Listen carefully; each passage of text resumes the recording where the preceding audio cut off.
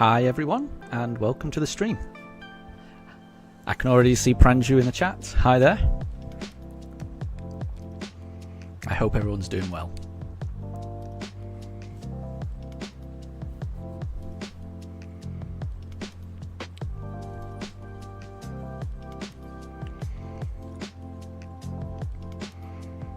Thankfully the weather has cooled down quite a bit in the UK, at least the part of the UK that I am in. So it's a lot more bearable than it's been the past couple of days.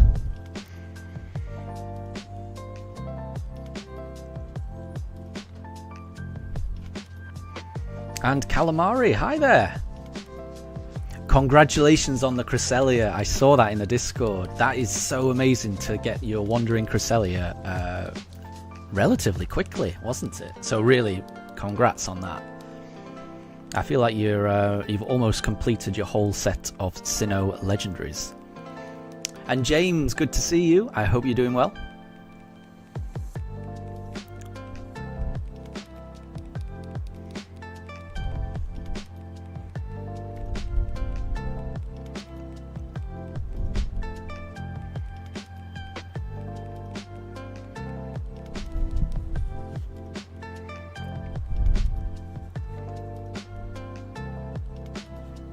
A couple of people in chat have little crowns and number 1 after their name, but I've no idea what that means. I'm still a bit of a newbie when it comes to YouTube, so I've no idea what these little crowns mean. Moondrop, hi! How are things with you? I hope we're all doing well.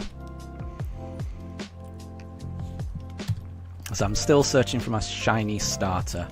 I should be able to get through, I think, 100 encounters today.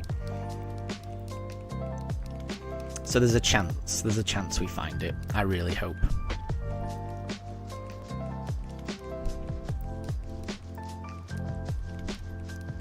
And thank you very much, Calamari. Yeah, I hope I can get a tiny bit of your shiny luck. But I am still under odds. I've got to keep telling myself this. It's been a while, but I am still under odds. So if I were to get it in this stream, then this whole hunt would have been very lucky. Moondrop. Okay, so these are chat EXP for top fans. Top fans. Okay, there you go.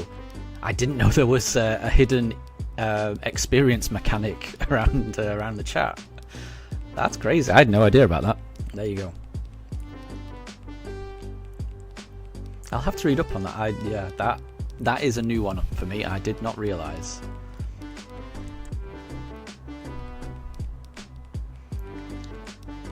And let's do Chimchar this time.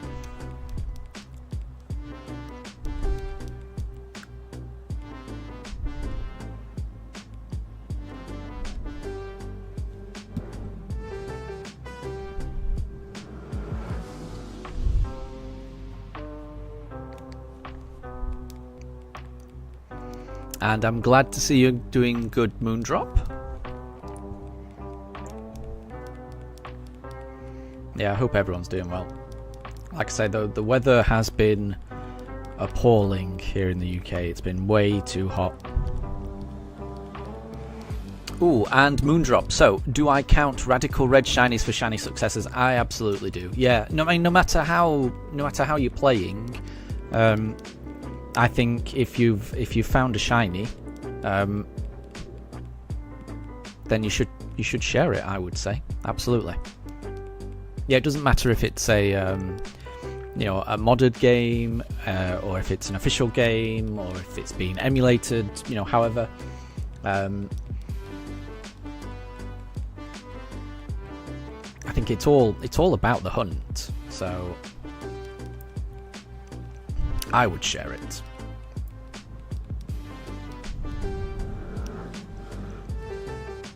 And Tempest, good to see you. Good to see you.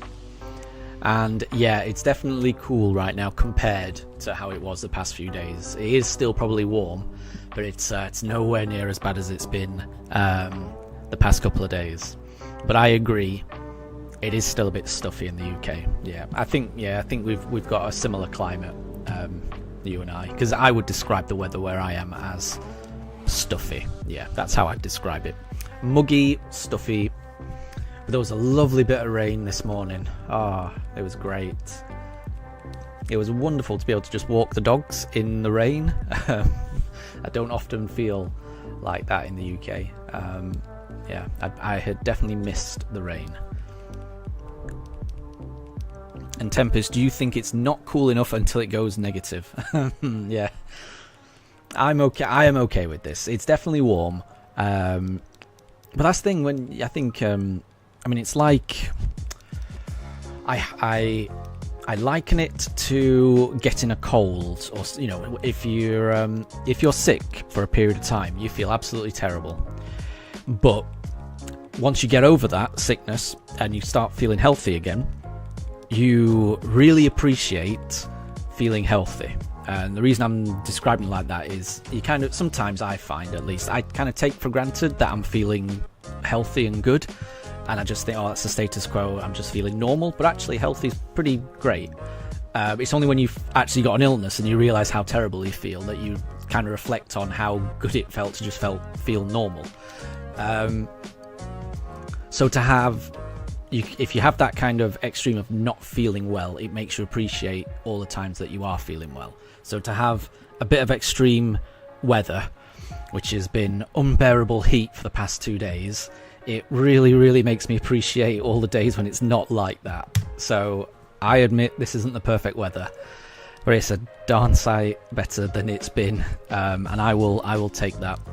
I will definitely take that.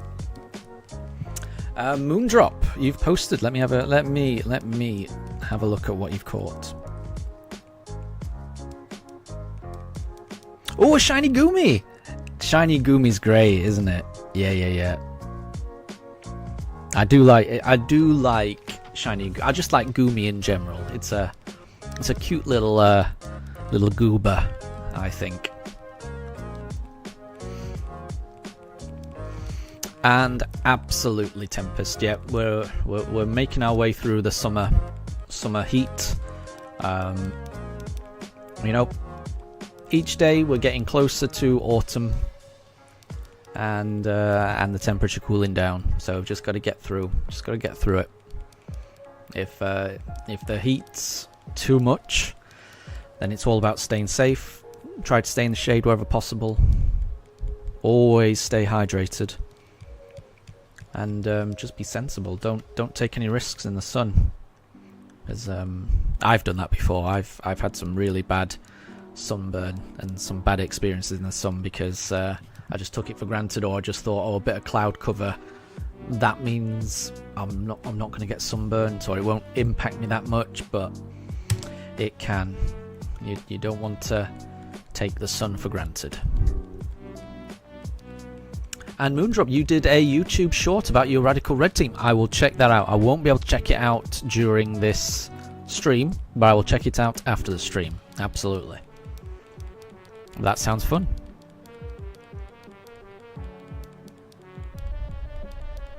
So Tempest, no problem if you want. No problem at all if you need to go into lurker mode. No problem.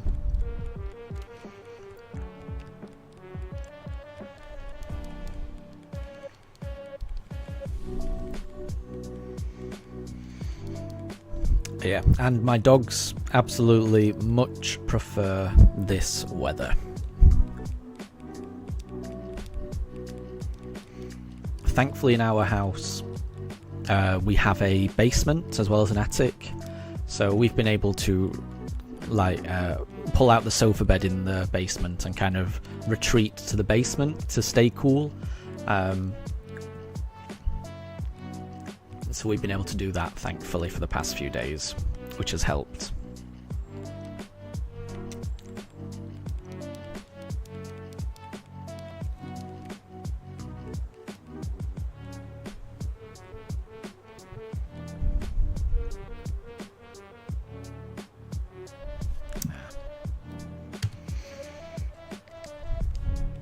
But yeah, I would very, very, very much like to get this shiny this stream. I'm not expecting it, but I would certainly appreciate it. We're creeping closer towards full odds. So by the end of this stream, I think I'll be on 3,650. That's the plan. It's always subject to the whims of my dogs. If my dogs get a little too restless, then I may have to cut it short. But that's the goal at the moment.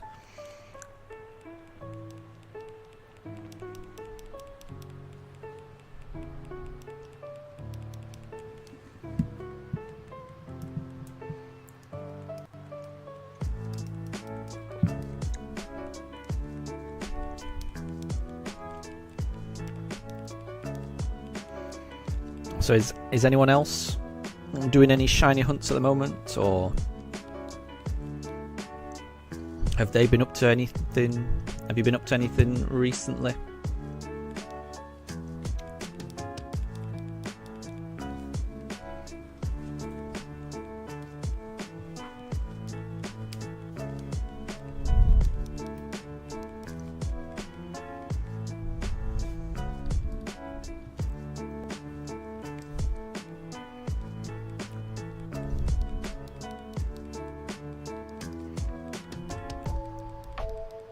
Ah, okay, Moondrop. So in your Radical Red team, 'cause I don't know too much about Radical Red. Is it randomized in any way? So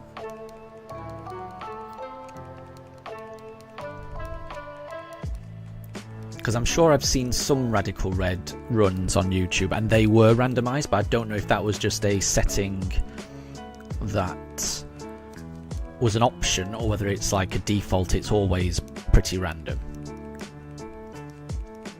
And Draven, good to see you. Everything's good with me. Everything's good with me. Much better than it's been for the past 2 days. I'm feeling a lot better. Yeah, it's nowhere near as warm as it's been here. It's a lot cooler, so I'm a lot happier. Moondrop, so one of your Pokemon has the ability Huge Power. I see. So ordinarily, when I see Huge Power, I associated that with Azumarill. So I'm wondering if that's what you've got. But you're saying that it is random. Random Pokemon, random moves, random abilities. I see, yeah. But it's an option, right? So you don't always have to do that with Radical Red. Interesting. Oh, and Calamari, you've created a brand... I've gone into the wrong bit of my settings. How do I get out of this? There we go. Nope. There we go. Calamari, you've created a new Shining Pearl save file, which you're currently speed playthroughing, getting to the end, beating Cynthia probably, but so that you could shiny hunt Palkia. Oh right, yeah, so you do that before, right? Nice. So you are definitely going for the full Sinnoh shiny set with that one then. Well, good luck. Very much good luck. Because I think that's what I would like to do. Not the speed through thing, but I'd quite like to do the Palkia shiny hunt. So I'll be very interested to find your experience of it. See how you find it. And Draven, you're playing Arceus. Very good. It is a very fine game, that.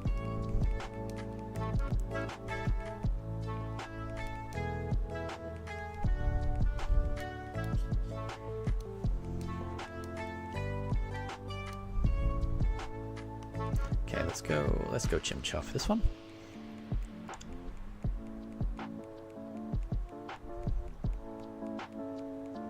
Moondrop. Okay, you'll let me choose your starter. Pick what generation, and then left, middle, or right. Oh, that sounds cool. That sounds interesting. I like random things, so that would appeal to me too. So, generation 1 to 9.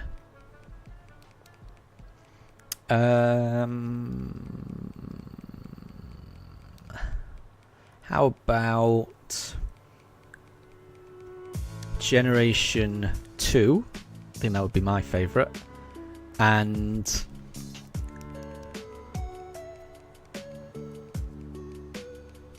Left.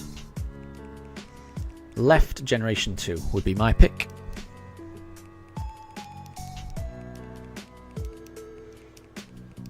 And I hope that gets you a good starter.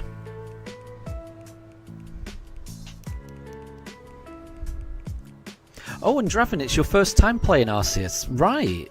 That's really cool. Well, yeah, well, good luck playing it. I will say it's very different to any other Pokemon game, at least that I've ever played. So just be prepared for it to be different. Let's go. Oh, no, I did that last time. Let's do Piplup. Yeah, it's a very different game, so just go into it with an open mind. Don't have any preconceived notions about what it is, because, yeah, like I say, it's very different to a normal Pokemon game. And have fun.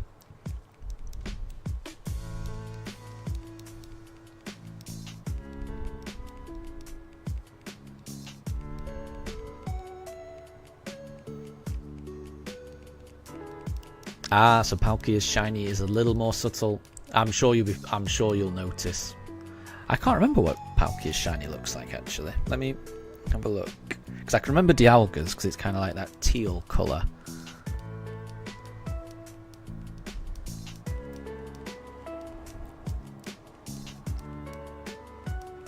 Oh, yeah. Yeah, it's just a little pinker, isn't it? Just a little pinker.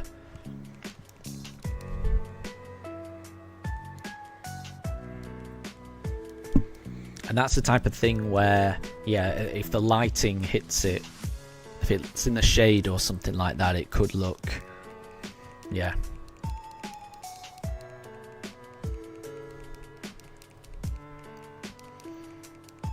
And Moondrop, you've got a Gourgeist. Very cool, very cool.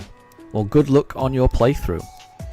And apparently your Gourgeist has Volt Tackle, Photon Geyser, I don't even know what that is.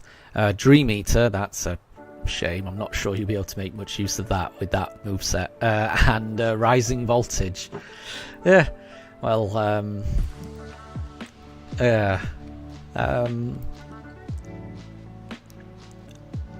hoping that moveset works out for you. It's an interesting moveset, certainly. I've never heard of Photon Geyser, I must say. And Draven, you're just you're giving up on Let's Go just for a while because you were not prepared for the Elite Four. That is fair. That is fair.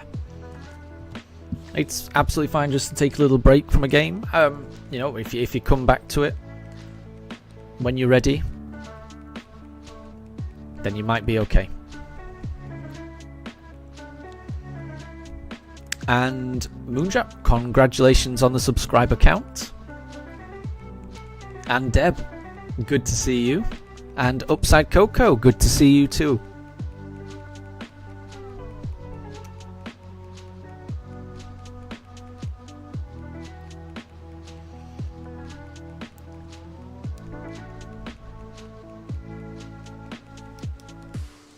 And Deb, you've got a Let's Play Pokemon miscellaneous random version.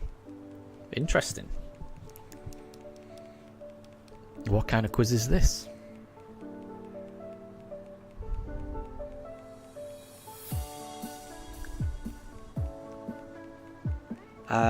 Cynthia's Garchomp or Ash's Pikachu? I don't know. I would go... I mean, you can't beat Ash's Pikachu, surely. And not a problem at all, Moondrop. I will catch you later.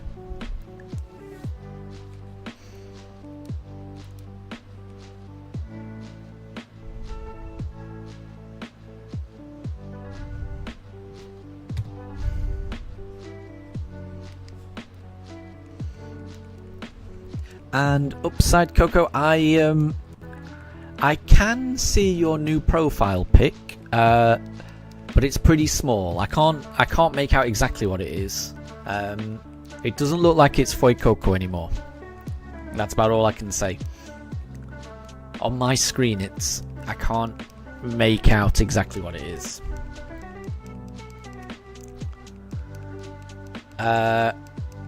Deb, Ash, Pikachu, or Pokemon Stadium? I'm a bit confused, Deb. I am a bit confused. I've never Pokemon Stadium. I've never played Pokemon Stadium. Is that the game that was on the N64? I always wanted it as a kid, but I never actually got it. So I'll go Ash's Pikachu.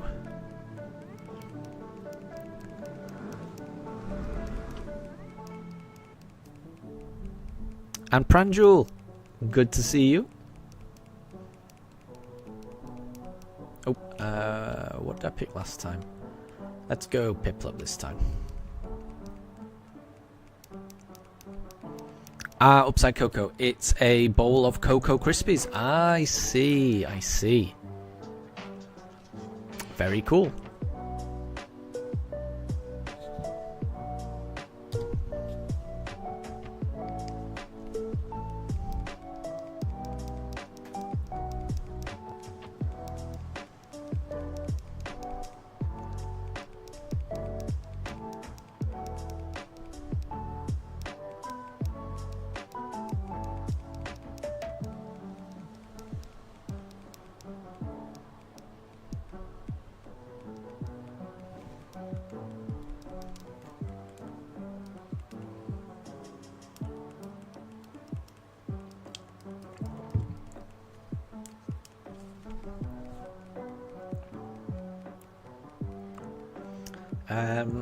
Ash's Pikachu or the OG Pokemon theme song?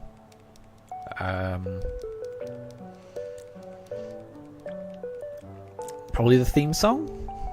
Can't beat that. I want to be the very best. Can't be. Yeah, you can't beat that.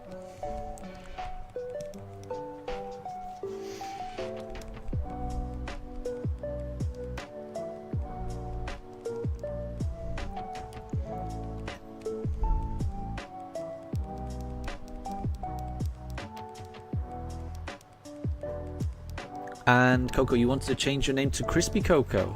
There you go. I mean, you can change your name to whatever you want, I think. There's nothing wrong with that.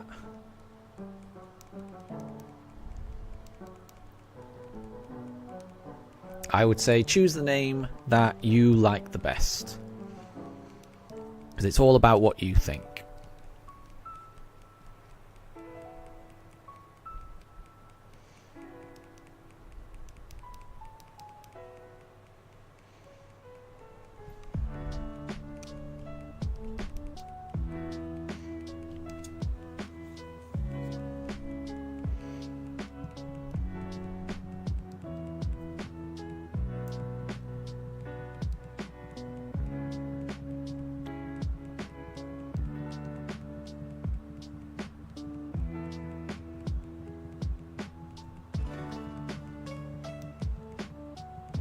A Pokemon theme song or a Pokemon themed birthday celebration? I would say Pokemon theme song. Again, it's going to be tough to beat that. I am still a bit confused. Yeah, I am still a bit confused by what these questions are, though. Is it just... I am confused.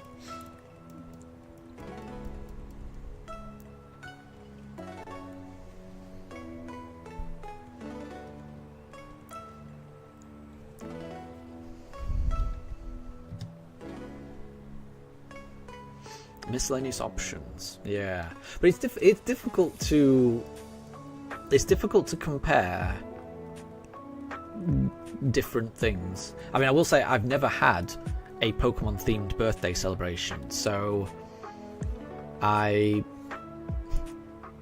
don't actually know what that would be like.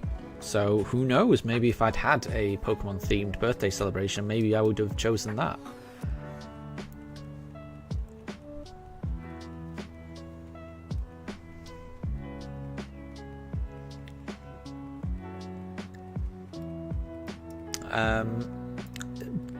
Yeah, I mean, Coco, I would say just whatever name you want, I would just go with. You know, it's up to you if you want it to be Pokemon related. And Moondrop, welcome back. And Deb, there's. I don't know why there's crowns all of a sudden in the chat. Apparently there's some kind of experience thing going on in the background. I have no idea what that is about or where that's come from. But yeah.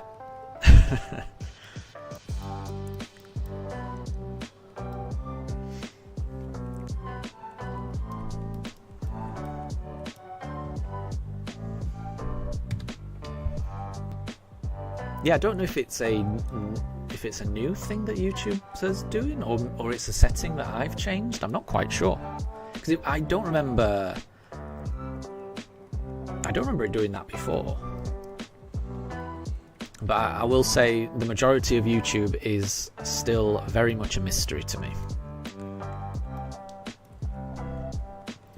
And Moondrop, you were making a YouTube short. For one of your 3 top 5 favourite Pokemon. That sounds fun.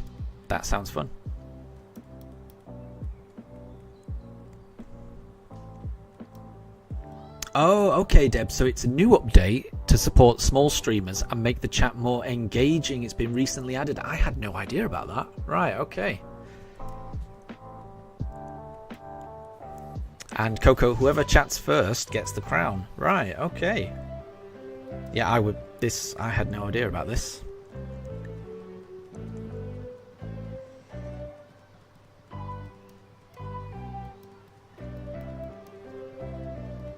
Well, congrats to anyone that gets the crown. Well done. It's like a chat-based mini-game. Right, well, let's do Piplup. And yes, Moondrop, yeah. I'm already subscribed to your channel, so as soon as that gets released, I'll be sure to check it out. But it'll probably be after this stream for me. I'll have to check that out after the stream.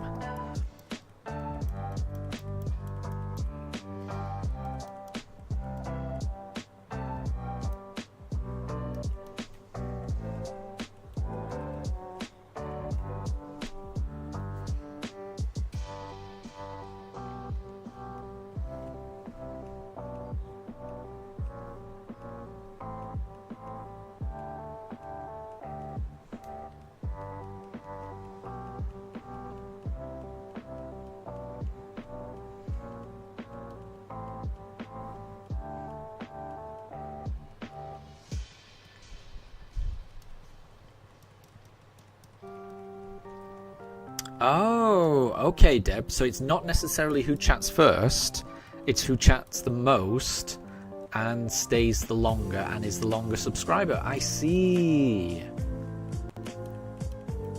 Oh, that's kind of cool then.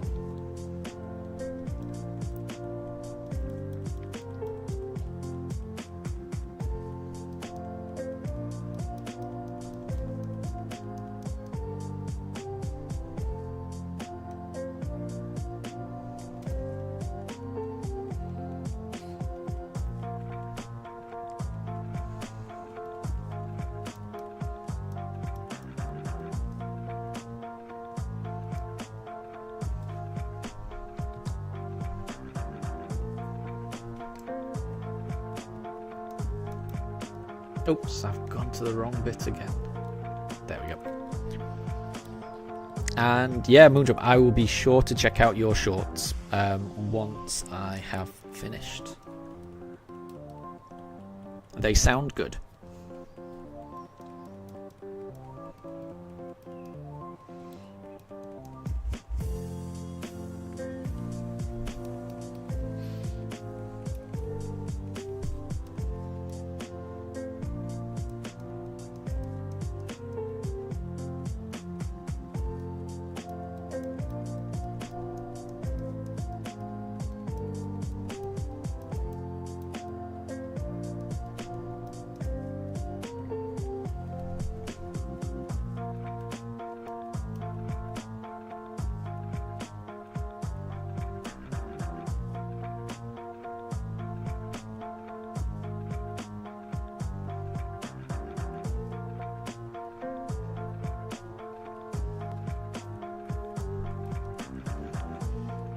And Moondrop. So Photon Geyser is Necrozma's signature move. Ah, see, I did not know that. I don't think I've ever used a Necrozma on a run. I think I caught my very first Necrozma in Scarlet and Violet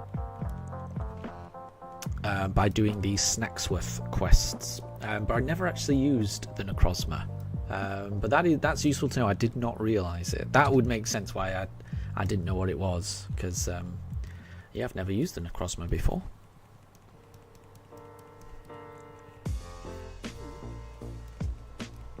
But one of my favourite Pokemon trading cards is a Dusk. Is it called Dusk form? Dawnwings Necrozma. That's it. The one that's fused with Lunala. So I do like one of the trading cards of Necrozma. But yeah, it's a Pokemon I would like to use on a playthrough at some point. But sometimes it's difficult to fit a legendary into a playthrough, because you tend to get them at the end of the game, and by that point I've usually already got a very nice team, and I'm usually loath to break up that team and introduce a new legendary. So I rarely actually play with legendaries. And Moondrop, yes. I love your Deoxys drawings as well, because yeah, I did see you post a little short of your drawings of Deoxys in all of its different forms, and they were very impressive.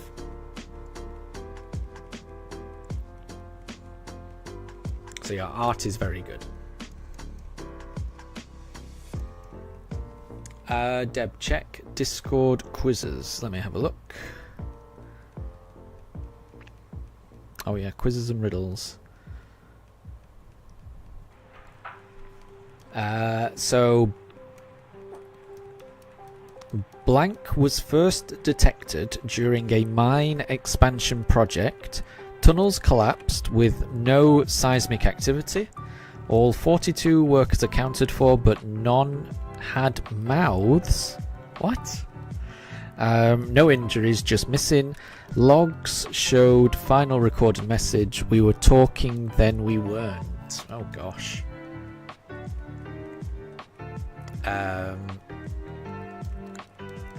Entity coils through tunnel silently. Vibrations cease in its presence. No one hears it coming. You just forget what sound was. It hears everything. It leaves nothing to be heard. Right, let's do Piplup.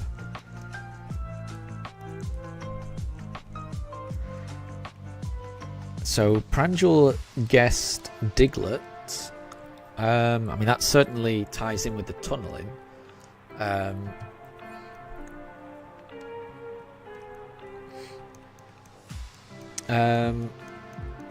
And I'm not even sure if Diglett has a mouth. So, I mean, if that's talking about Diglett not having a mouth, then that would line up.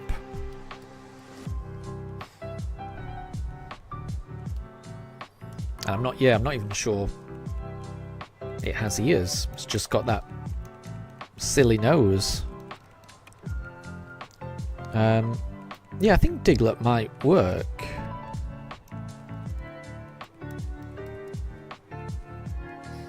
If it's not, then maybe Drillbur, maybe? But yeah. Oh, and someone's just done the celebration emoji. Deb. Ah, so it sounds like it was Diglett.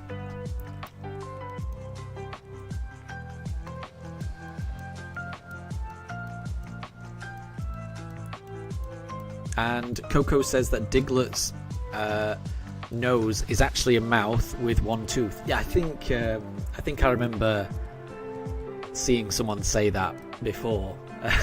It does look weird when you imagine Diglett's nose as its mouth, because of the reflection. it does kind of look like it's just got one tooth. I know what you mean, Coco. I know exactly what you mean. And it does look weird if you imagine it like that. I've always thought of it as Diglett's nose, though. But I can understand why someone might think it was its mouth with one tooth.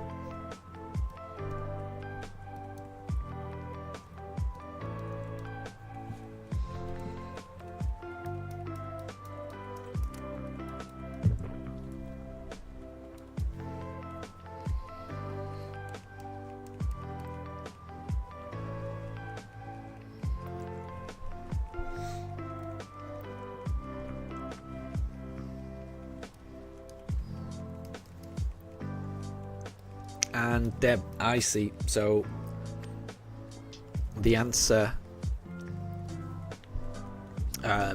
related to an anime episode. I think I know the one you mean. Yeah, I can't remember exactly what happens in it, but I do remember there being a lot of Diglett and Dugtrio, and they had their little song that they would sing that I'm not going to repeat. And they were all in a quarry. I can't remember much more than that, but that was in the first season, I'm pretty sure.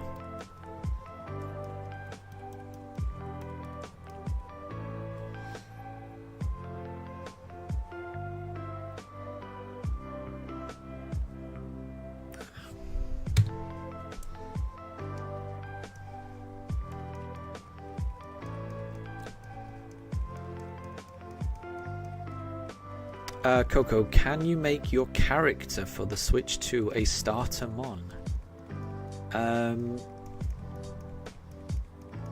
Oh, do you mean my profile picture? I probably could. So do you mean, hang on. So do you mean when I'm loading up my Shining Pearl save file, the profile I select, are you asking whether I can make that profile picture a starter Pokemon? I can have a look.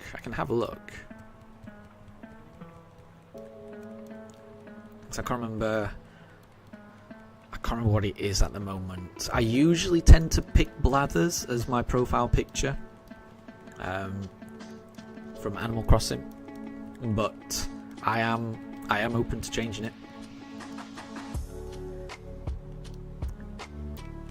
Good to mix it up sometimes. I forgot which one I went for last time, so we're going to go for Piplup.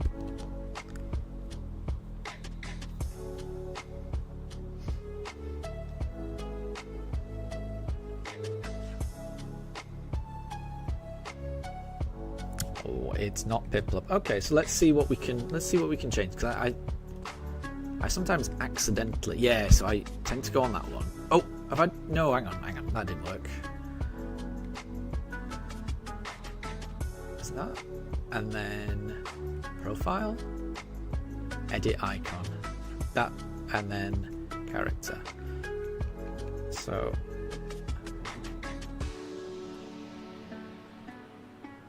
these are the options. Oh yeah, you can do. Oh, you can do a Pippers. We'll go with that. Oh, do I have to select? I have to select a background. We'll go for a nice pink background. That'll do. Right. There we go.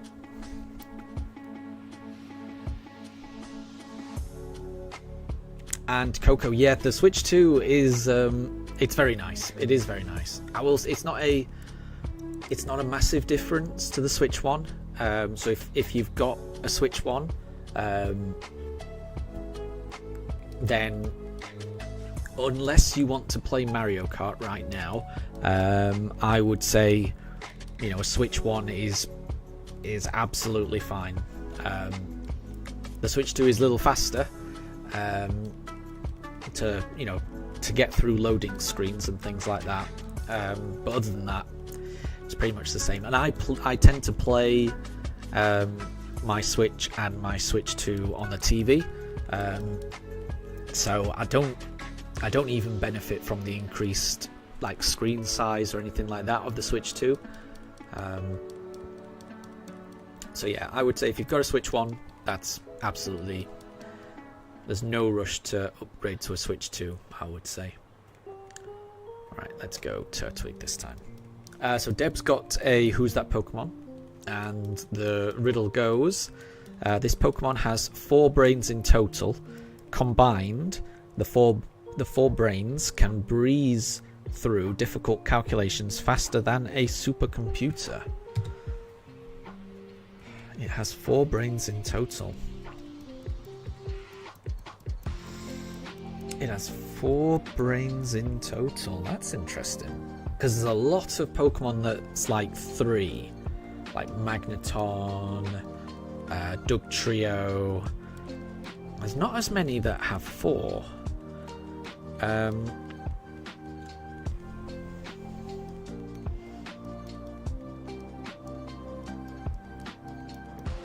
Phalanx has got more than 4.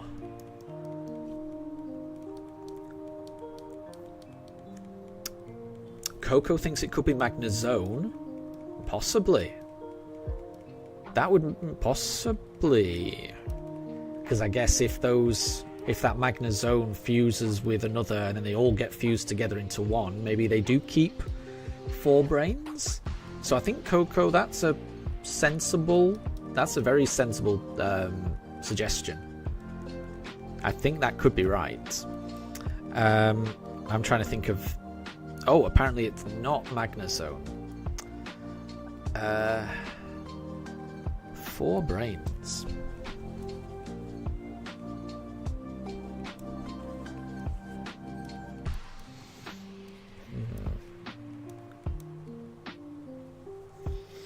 I think Combee is like 3 as well. I don't think that's 4.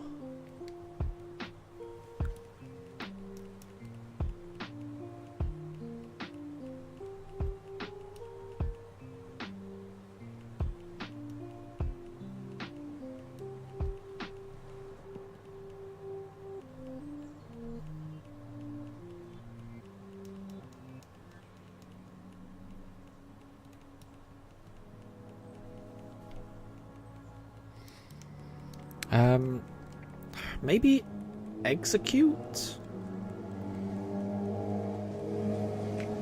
Oh, the answer was Metagross. I wouldn't have got Metagross. I was thinking maybe, mind you, I kind of think Execute has more than, it has more than 4. Maybe Execute. Yeah, I was going down the wrong line. I was thinking maybe Executor or Execute, but apparently it's Metagross. I would not have got that.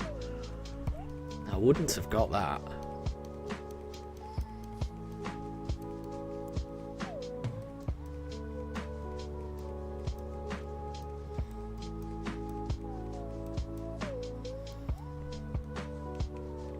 So is that something to do with its with Metagross's Pokédex entry, that it's got 4 brains?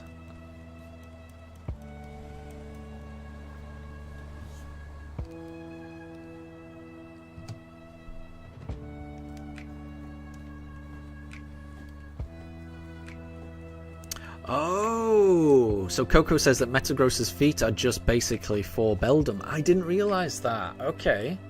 I can kind of see that, but that had never occurred to me. That had never occurred to me. Interesting.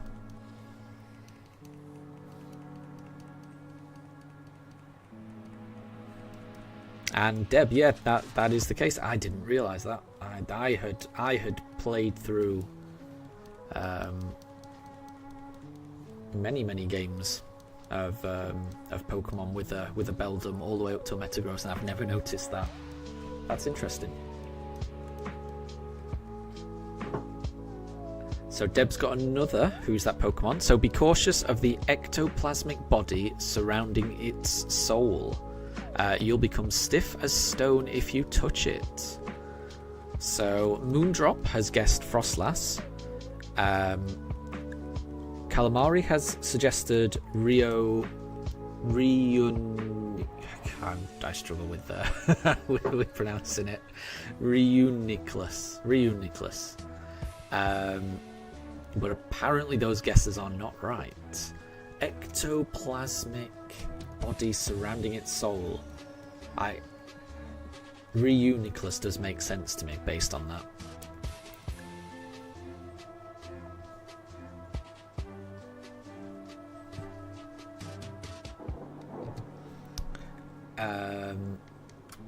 So Moondrop has guessed Dust Noir. And Coco has guessed Alolan Muck.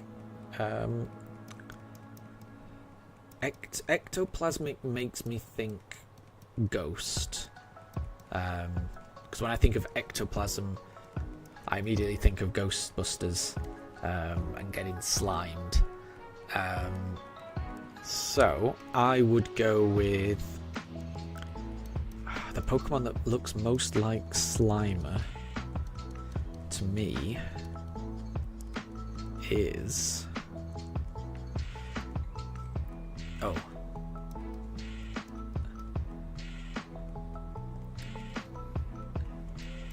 So Deb's given a hint, it's generations 7 to 9.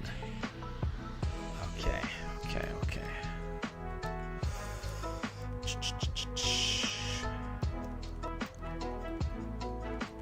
Ooh, Calamari's guessed Sinistea. That's yeah, I like that. That's a nice ghosty one. That would make sense to me. Moondrop has guessed Skeledirge, which is also part ghost. I like that. I may be way off with my ghost idea,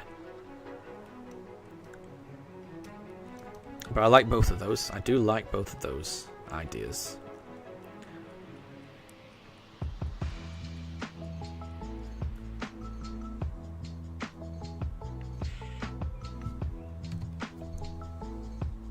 But it's not. It's not Sinistea and it's not Skeledirge.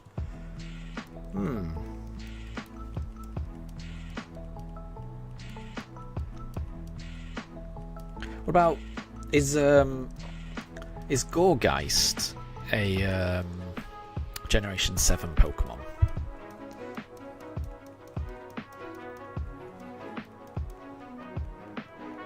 Oh. Calamari's guessing Cursola, or the Galarian Corsola. I always forget about that one.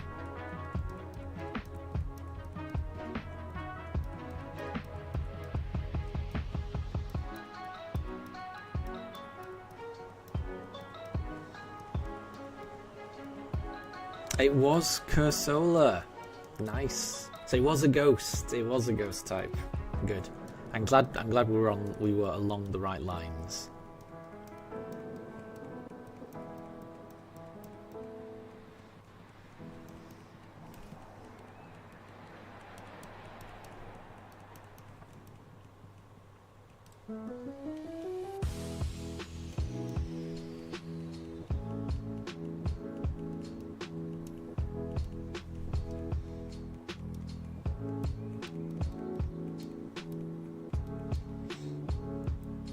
So, Moondrop has a Pokédex entry, which says the Guardians of an ancient city. They use their psychic power to attack enemies that invade their territory. Calamari says Sigilyph, and it was. I would have guessed Unknown, but that's really impressive that you got the right one straight away. Well done, Calamari.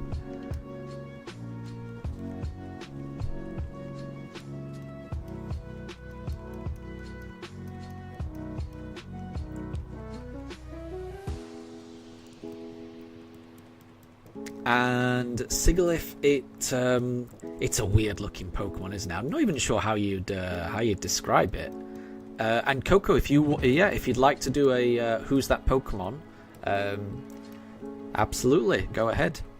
Trying to describe Sigilyph is a bit tricky. It's got wings. I can't describe what it is actually. It looks very odd, very unique. Oh, Deb, I think Coco was gonna post one in chat. But Coco, you can do one after Deb.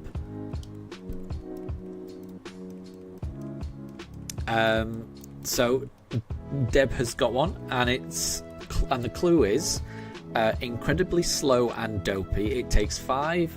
Oh, let me just select Chimchar. It takes 5 seconds for it to feel pain when under attack.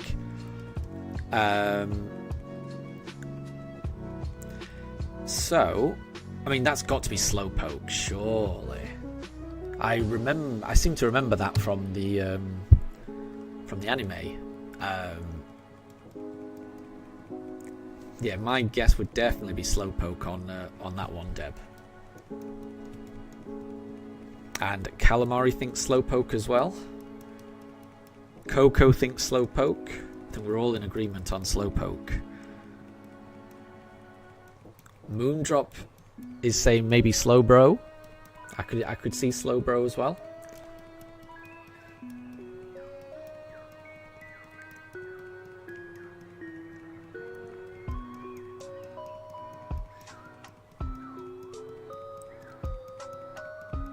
And it was Slowpoke. Yeah, I'm sure I can remember that being the plot of one of the animes. Nice one. And I think Moondrop, I know, yeah, you said Slowbro but not Slowpoke, but I would say if you get the right evolution chain, I think you've got it, personally. That's my take on these. And Deb agrees, yeah, same evolution line, same thing, exactly. That's my take on it as well. And nice one, Deb. Yeah, Coco, please go ahead.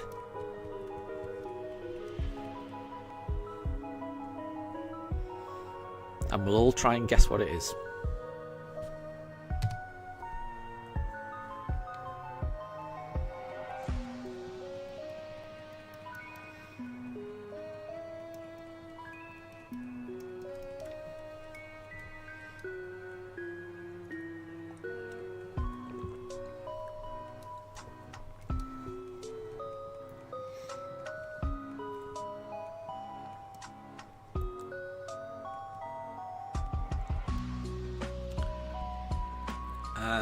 So Coco's got one. Is that all of the clue, Coco? So Coco said, I am your father. Calamari's guessed Mr. Mime. Is that a reference to the anime and Mr. Mime hanging out with Ash's mom? And Moondrop immediately thought of Darth Vader. I immediately thought of that as well.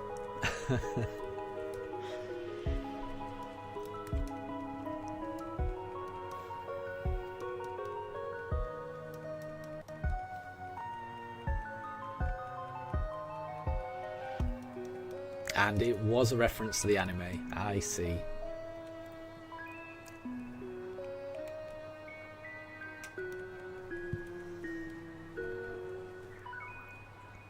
Okay, so Moondrop's got one. It uses ceilings and walls to launch aerial attacks. Its fiery tail is but one weapon. Ooh. Okay, I'm not sure on this one. I'll go Chimchar. I can imagine Chimchar being very agile and jumping around on the ceiling, and it has a fiery tail, maybe? So yeah, I'm going to go Chimchar on that one, Moondrop.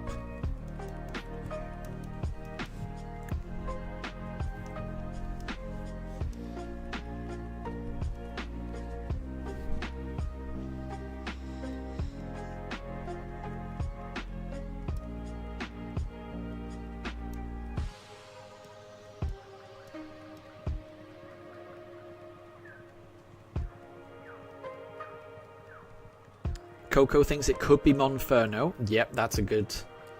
I could see that. It was Monferno, so Coco got it exactly. Got the exact evolutionary stage. I'm still claiming a victory. Because I got close. I got close. But Moondrop got it spot on. Well done.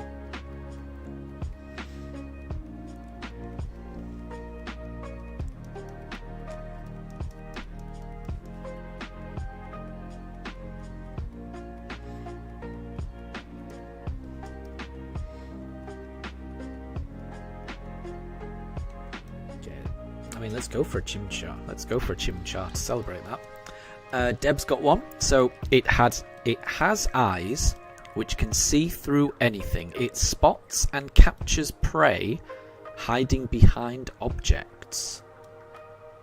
Ooh, okay, that. It has eyes which can see through anything. Ooh, Calamari's gone for Luxray. And yeah, that makes a lot of sense. The only reason I would know about that is because I played through the Detective Pikachu game on the Switch. And there's some segments where you have to use Luxray as your partner, and it can see through walls. So I completely agree with Calamari's suggestion of Luxray. That fits. That really does fit. But I would not have known that at all had it not been for the Detective Pikachu game.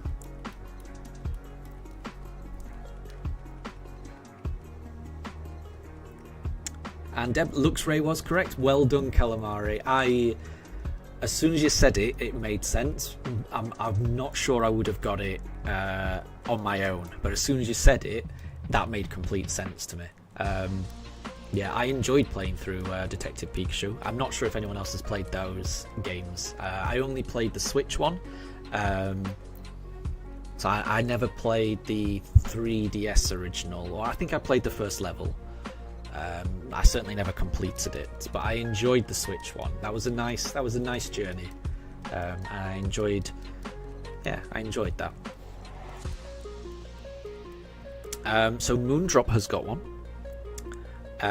It prefers arid environments. It leaks water from its eyes to adjust its body's fluid levels. Ooh, what cries?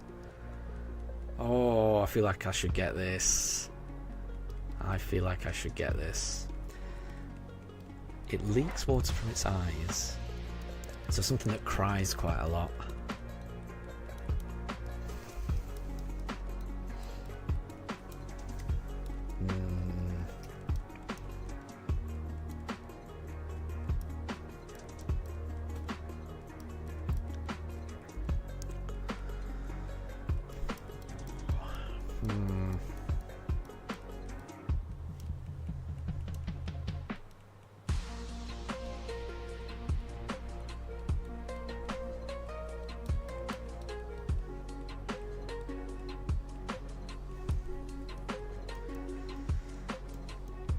So Coco has gone for Sobble, and Sobble does cry. I've definitely seen Sobble cry.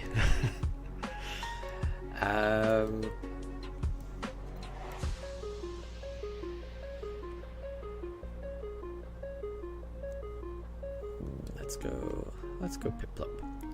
Moondrop, do you think you should give up Bonsley? Right. Wait, so is the answer to yours, Moondrop, Bonsley? And wait. Sorry, I'm missing chat here. So let me just reset this. So Deb has done a clue, but Deb has guessed Bonsley. And Moondrop has said, yeah, it was Bonsley. So Bonsley was the answer to the to Moondrop's one. So Deb's one is what appears to be an iron helmet is actually hardened hair. This Pokemon lives for the thrill of battle. Hardened hair. What appears to be. What Pokemon looks like it's wearing a helmet?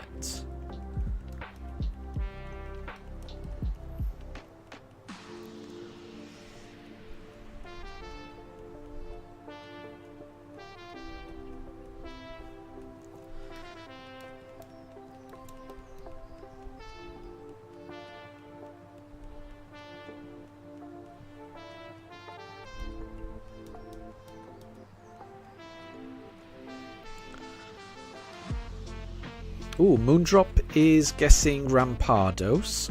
Coco's guessing Gerda, but apparently it's not. Rampardos, I could see that. I was thinking that.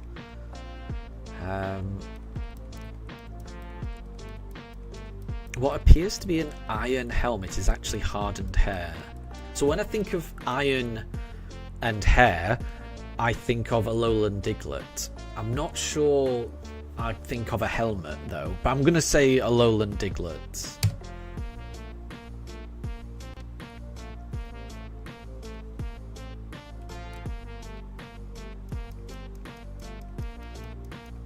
Oop, that didn't work. There we go.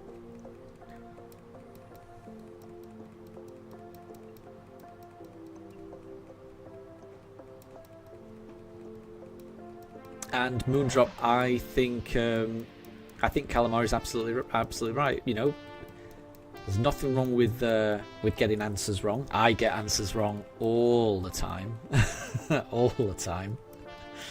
And it's all about just having a go.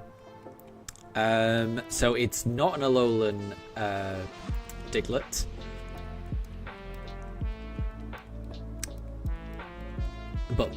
And Moondrop suggested Iron Hands, which makes a lot of sense, but apparently it's not Iron Hands either.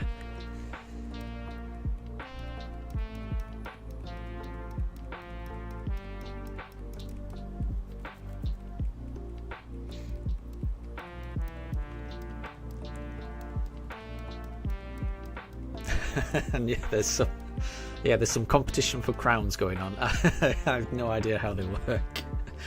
I have no idea how they work. Right, let's go Chimchar. Right, okay. So let's think about this. What appears to be an iron helmet is actually hardened hair.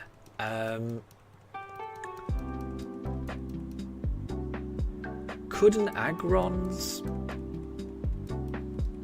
horns be considered a helmet? Maybe? Aggron? Oh, Generation 8 is the clue, so it's not Aggron. Not Aggron, okay. I should be able to get this.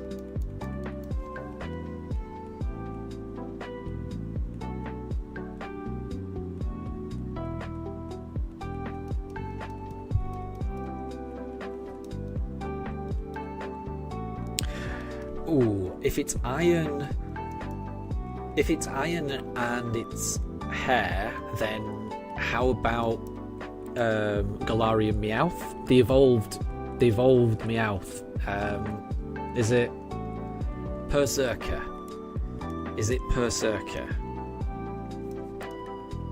Because that is quite a violent little guy, Berserker.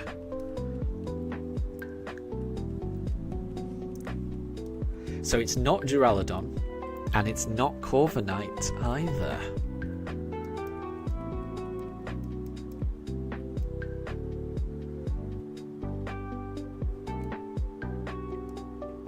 Okay, let's go Piplup. Let's go Piplup.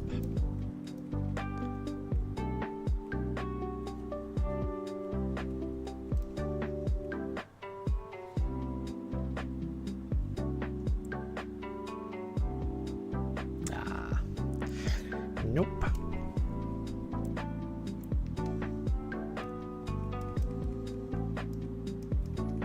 So Calamari thinks it might be Berserker. It was Berserker. Yeah. Good. Hey, yeah, the generation helped there. I should have thought of that. But knowing the generation definitely helped narrow it down.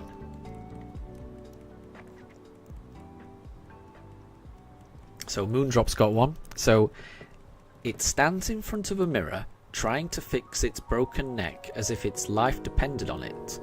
It has a hard time getting it right, so it's crying inside. So I would think, because of the animation that plays when you attack it for the first time, I would go Mimikyu for that. Because whenever you attack a Mimikyu, it does that kind of weird thing with its neck, doesn't it? So Deb thinks it could be Mimikyu. Calamari also thinks it's Mimikyu, which is... Yep. So I think we're all in agreement on this one. And it was. And And Coco guessed Mimikyu as well, and it sounds like it was Mimikyu. So, and I don't think they're too easy. It's there's nothing wrong. I mean, I personally like questions that I can get the answer to. I'm a big fan of that. So, don't feel bad, Moondrop. Trust me. So Deb's got one. The entry is: the antenna on its head captures radio waves from the world of the spirits. Ooh. People say it appears if you talk too much about the afterlife. The antenna on its head. Right, okay. I mean, that sounds ghostly, doesn't it? Surely.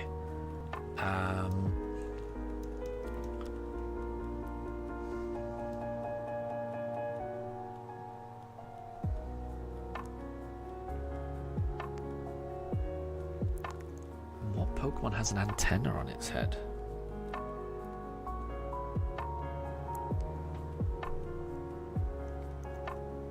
So Moondrop has guessed Houndstone, which, yeah, you could describe the little headstone thing that it has on top of its head. You could describe that as an antenna.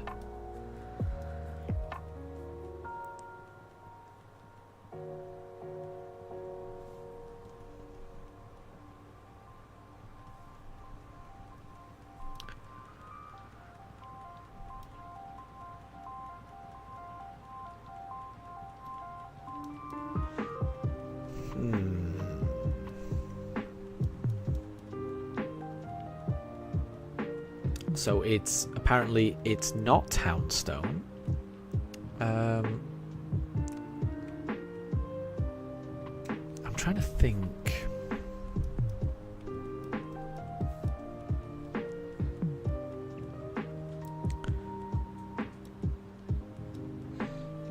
So I think Shuppet, it's got that little pointy bit. I'm not sure I'd describe it as an antenna.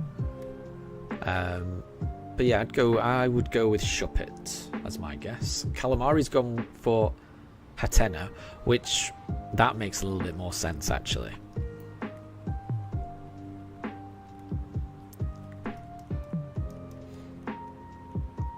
But my guess would be Shuppet.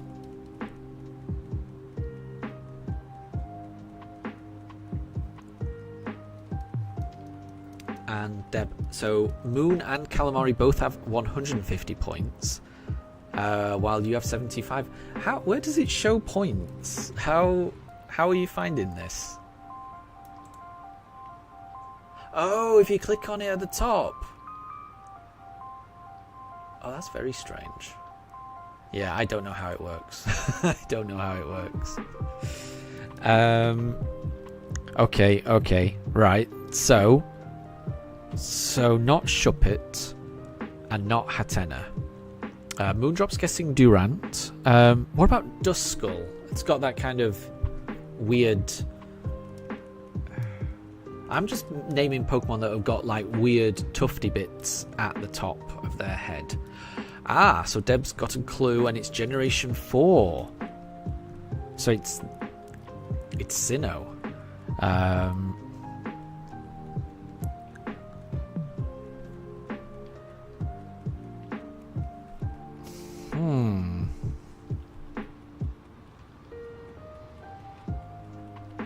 I must say, I'm struggling to think of a Pokemon that's got like an antenna.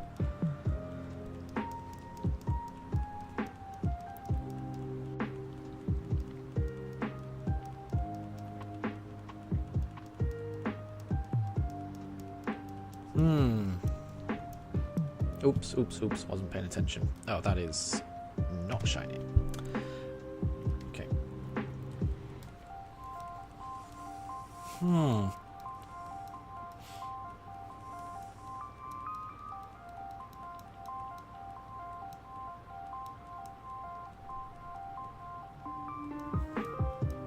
So, Moondrop has guessed Electivire. I think this is really tough.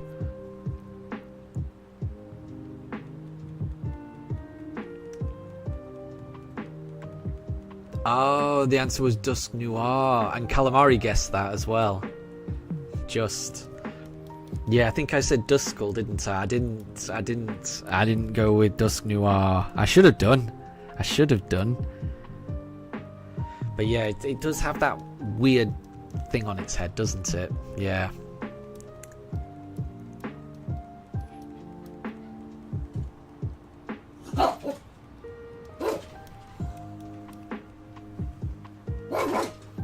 Oh, Daruka's heard something outside. Apologies if you can hear him barking. Okay, we'll go... We did Piplup last time, so we'll do Turtwig this time.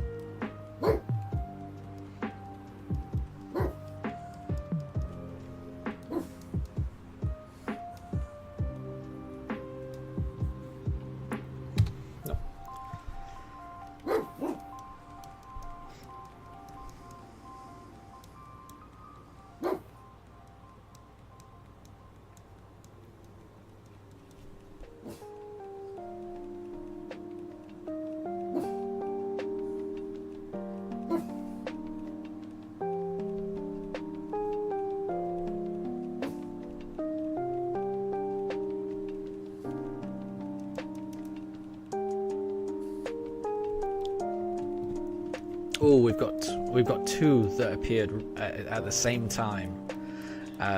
So we've got... Oh,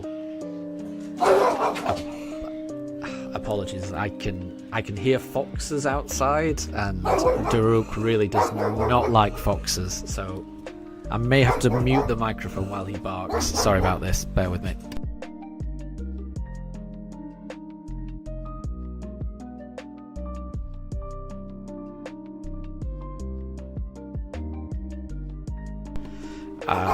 Yeah, we have a family of foxes that live in a field not too far away from our house, and they're little baby foxes that kind of play around with each other, and they make an almighty racket when they're playing, and the dogs do not like the sound of that.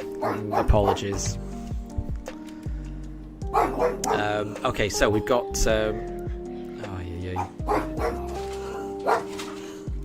okay, so we've got Moondrop's Pokédex entry, which is: it lurks in the shadows of others, copying their movements and powers. This Pokemon is craven and cowering. Deb guessed Marshadow, and sounds like it was Marshadow.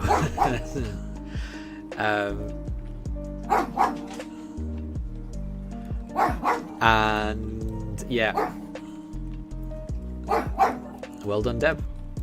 Deb has got one. So it wields the most compelling hypnotic powers of any Pokemon, and it forces others to do whatever it wants.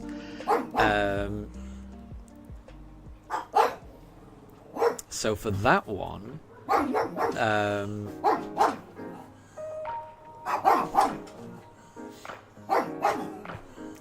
maybe is the answer Hypno?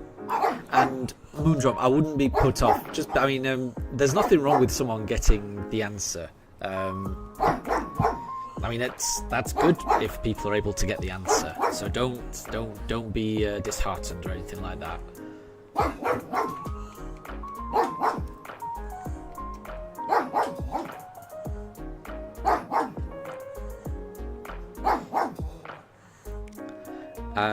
Yeah, so for yours, Deb, I think, well, because it said, what is it? Because it said hypnotic powers, I would have said Hypno for that one.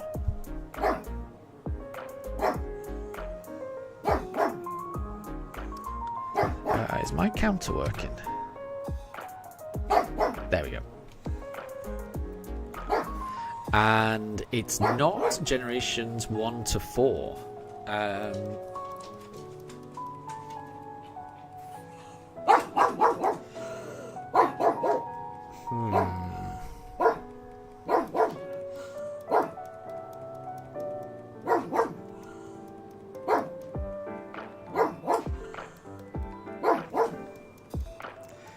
And calamari, yes, you're right. Daruk does have a lot to say about the foxes. Yeah. I don't know if anyone has heard the noises that foxes make, but I can understand why Daruk doesn't like it, because they do sound. They sound like they're in a lot of pain, but they're just playing around. They make such high-pitched squealing noises. It's yeah. And Daruk is not a fan.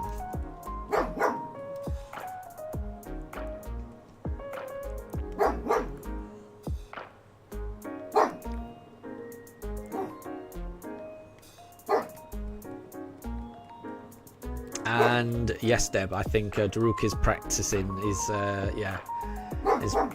his roar attack, trying to scare away the foxes.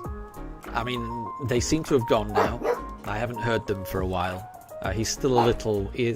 No, I can hear them again. Yeah. We'll see how it goes. He may have to go downstairs. I would say what usually happens is until he's run outside and done a little patrol to make sure the house is safe, he gets a little worked up. Moondrop has guessed Meowstick. I'm trying to think. I can't think of any other Pokemon that has hypnotic powers. Oh yeah, what about Indeedee? Indeedee's a later generation one, isn't it?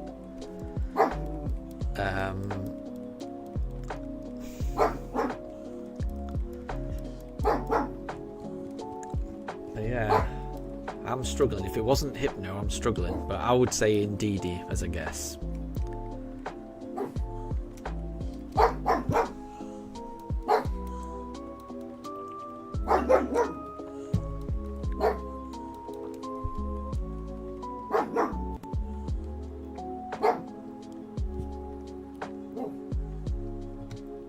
It's not Indeedee. Okay.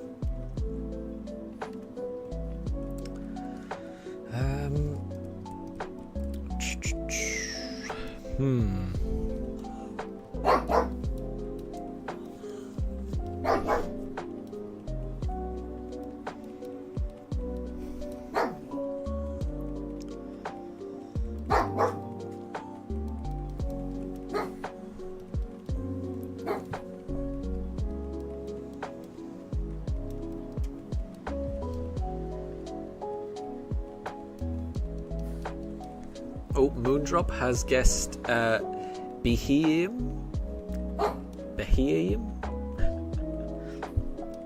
It's another Pokemon I struggle to pronounce. And it was Malamar. Well done, Deb. I wouldn't have got that. I don't think I would have got that. But that makes sense. It does make sense.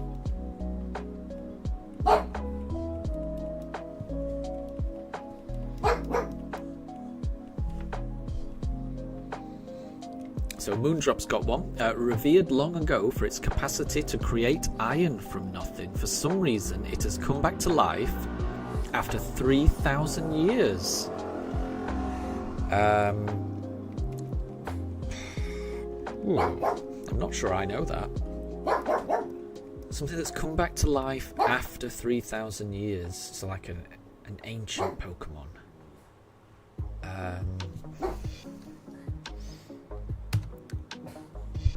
What would create iron? I don't know the answer to this. So I mean, so Moondrop, I don't think this is too easy because I don't know the answer. Deb is guessing Meltang.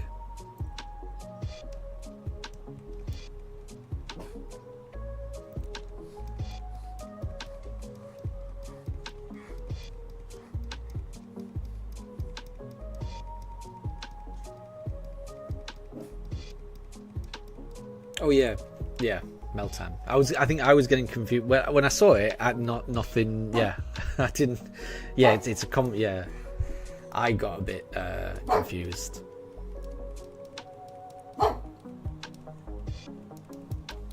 Because in my head I thought that was fine. But then obviously, yeah, there's Meltan and there's Metang. And it was Melmetal, so it was Meltan.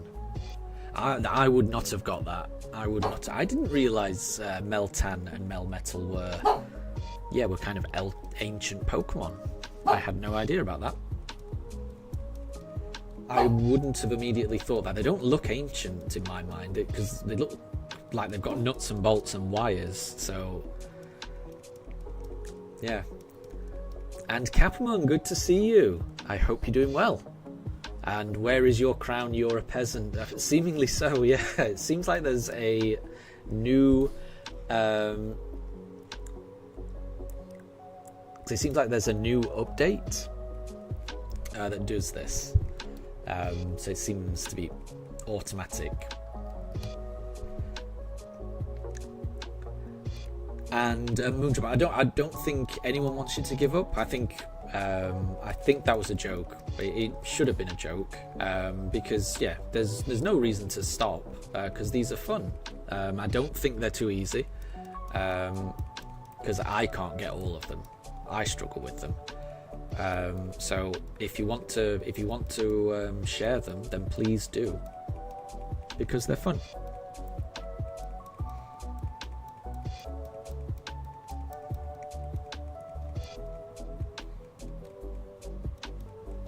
But yeah, it does seem like YouTube has introduced some kind of XP system, which I wasn't expecting.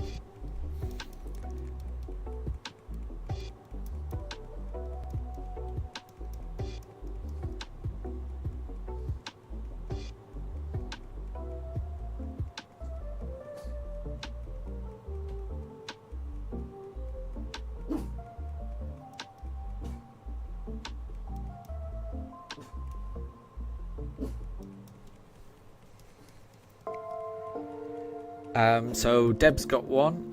It arrives near the moment of death and steals the spirit from the body.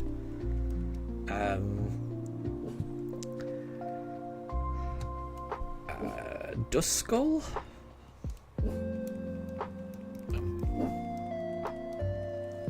Thinking of ghost type Pokemon with that.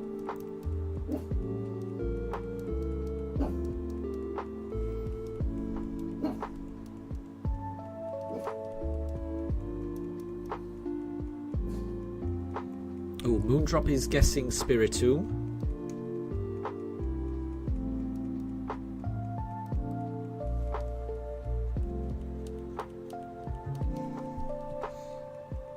So it's not Duskull and it's not Spiritomb.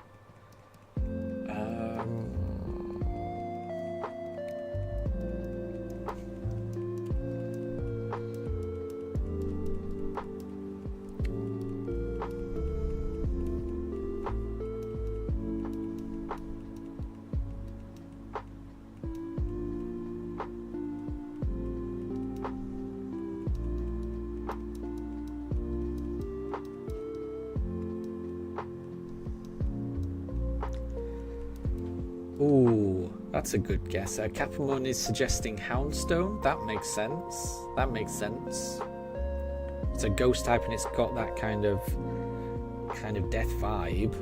So I like, I like Houndstone as a guess. Calamari's guessing Lampent as well. I would go with maybe Shuppet.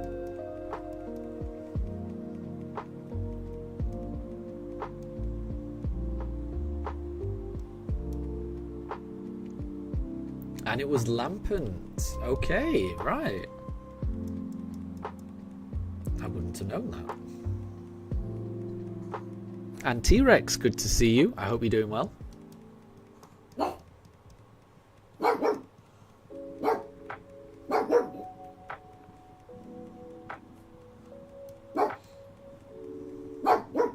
Okay, Moondrop's got one. Infinite amounts of energy pour from this Pokemon's enlarged core, warping the surrounding space time. Ooh. Energy pours from this Pokemon's enlarged core.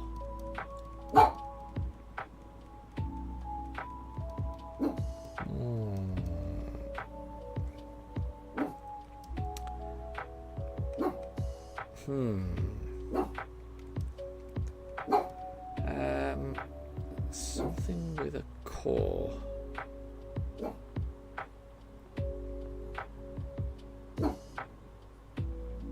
Ooh, what about the legendary Pokemon from Sword and Shield, the one that you fight at the top of the tower, Eternatus. That's kind of got the and Deb has gone for Eternatus as well. Yeah, I'm thinking Eternatus because it's got that. It does have that core. You can see inside it, can't you? It's got its ribs around the edge, and you can see in the middle. And it looks like it's got energy and stuff in the middle of it. Yeah, I would guess Eternatus. And yeah, Moondrop. Like I said, I don't think they're too easy. They're the right level for me. It takes me a while to think of the answers. So yeah, I would not be. Yeah, I wouldn't worry.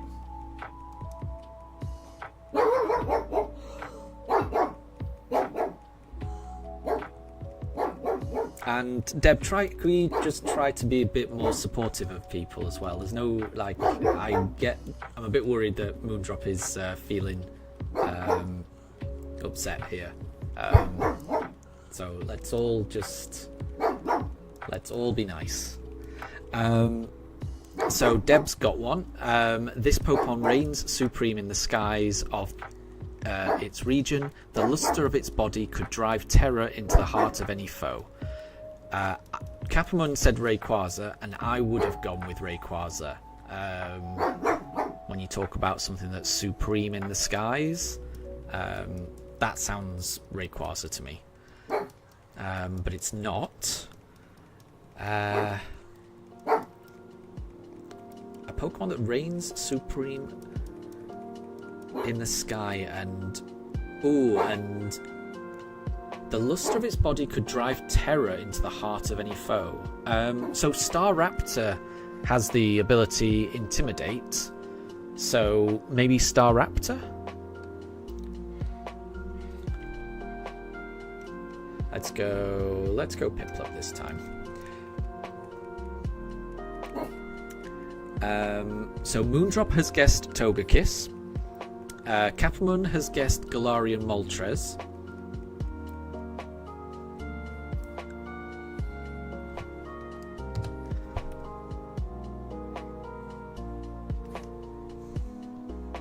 And yeah, I would agree with Calamari. There's no reason these competitions need to be competitive. Yeah, I think it's much better if these are just fun for everyone to play. Because if they stop being fun, then I'd rather not us do these type of things. They can't be competitive, and they have to be fun. These games. So it's not Staraptor. It's not Galarian Moltres, and it isn't Togekiss either. So it reigns supreme in the skies above its region. The luster of its body. How about Ho-Oh? When I think of a flying Pokemon with the luster of its body, I would think Ho-Oh. Although I'm not sure it drives terror, but I'm gonna stick with Ho-Oh. Moondrop thinks it could be an Amorous.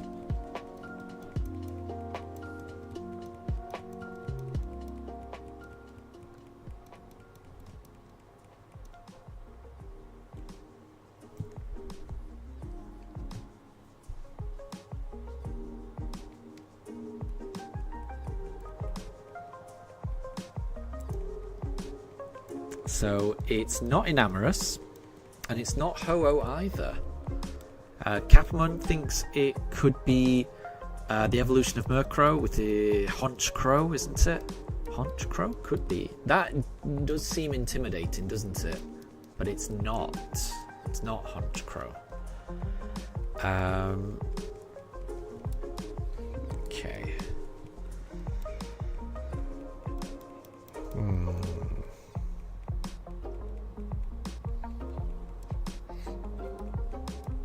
Moondrop thinks it could be the Terra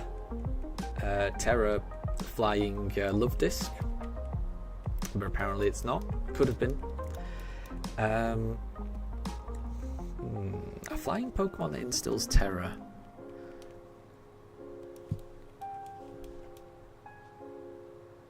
I think we've already done Corviknight, have we? I can't remember if someone said Corviknight or not.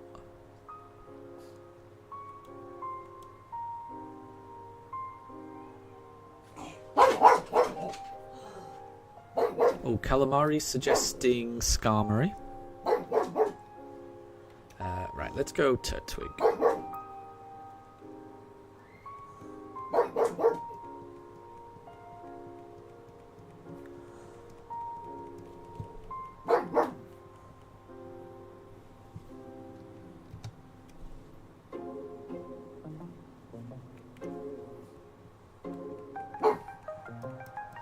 So it's not Skarmory, and it doesn't have to be a dark type. So Calamari is suggesting Corviknight. So it was Corviknight. So the clue is it reigns supreme in the skies of the Galar region. The black luster of its steel body. Yeah. So it was Corviknight. I wasn't sure if we'd guessed Corviknight or not. I felt like we had, but yeah, I don't think we hadn't. That does make sense.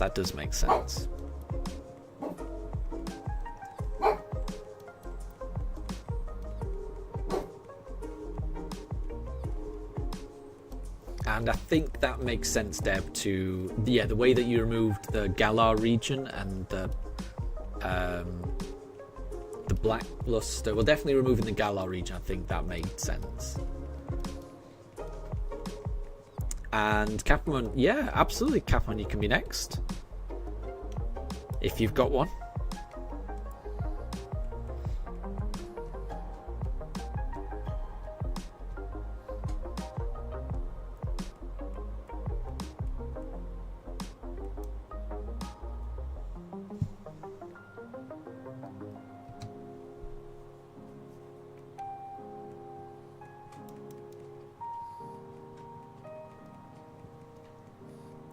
So Capamon's got one. Very smart and very vengeful. Grabbing one of its many tails could result in a 1,000-year curse. One of its many tails. So Pokemon with loads of tails. Both Moondrop and Calamari are both saying 9-tails. Which makes sense. It does make sense now you've said that. And 9-tails are quite smart, aren't they? Deb agrees with 9-tails. And Daruk is currently in a conversation with a crow outside. And it seems like everyone was right. So it was 9-tails. So congrats, Moondrop, Calamari and Deb.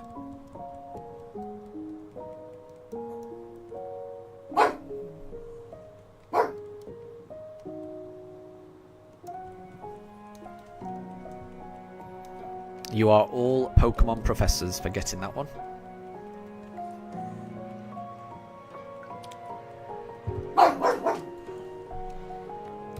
Okay, so Moondrop's got one.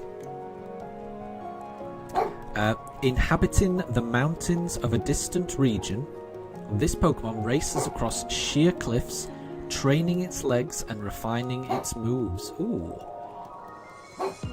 So a Pokemon that runs across sheer cliffs of mountains. Wow.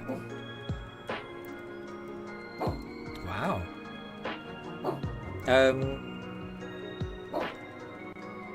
So Calamari's guessing Sneasler, which makes sense. I'll go NT. I can just imagine NT running up walls. I don't know why. So it's not Sneasler. Deb is going for Urshifu Surging Strike. Oh my gosh. I would not have guessed that. And it was. Wow. Well done.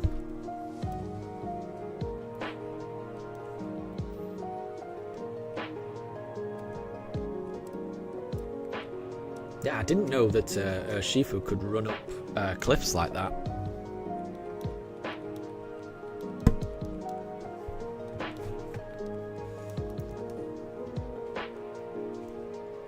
And Deb, you love using Pokemon. You love using Urshifu Surging Strike in Pokemon Showdown. Yeah, it's a good competitive Pokemon, isn't it?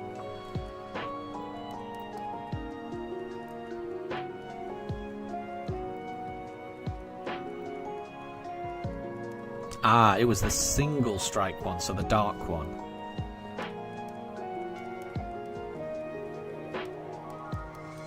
Yeah, I think if you get the Pokemon, I would say that's okay.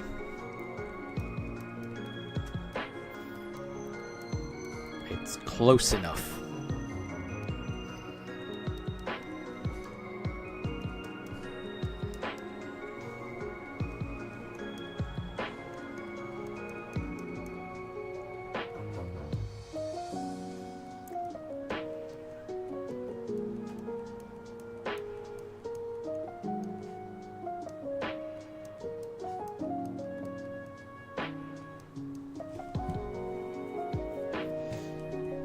Okay, Deb's got one. So it's unclear whether or not this Pokemon is sentient, but sometimes it behaves like a young girl. It's said to be a parasite. We'll pick a Piplup.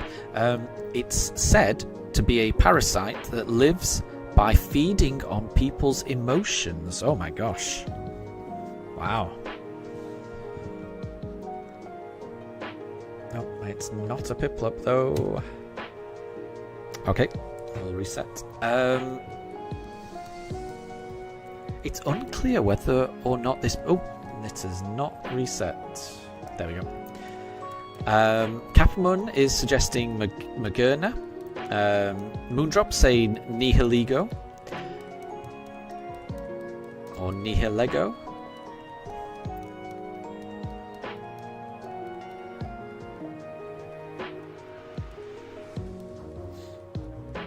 And it was Nihilego. Again, apologies if I'm butchering that name. I've never heard it said out loud. And Moondrop got it because they remembered in the anime Nihilego was being Lily. There you go. I haven't seen that series of the anime.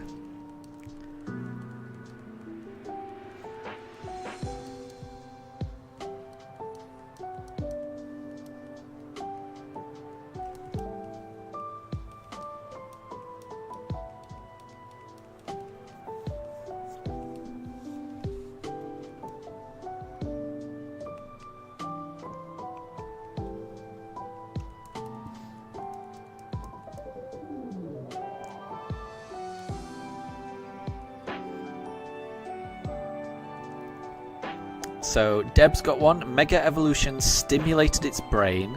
It became so cruel that it no longer felt any compassion. Moondrop's guessing Mewtwo Y. That makes sense. It's talking about its brain, isn't it? So that does make you think psychic powers.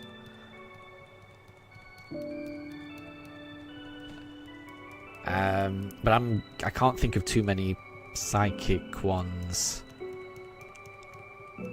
So I'm gonna instead just go for a Pokemon I think looks pretty mean in its mega form. apart from when it becomes shiny, but I'll go Garchomp.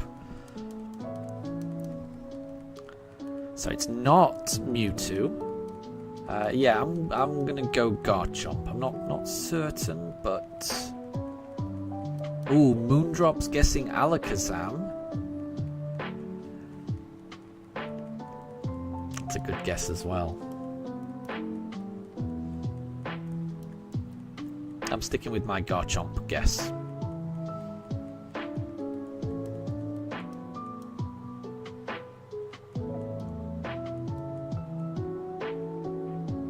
Okay, so it's not Alakazam, and it's not Garchomp.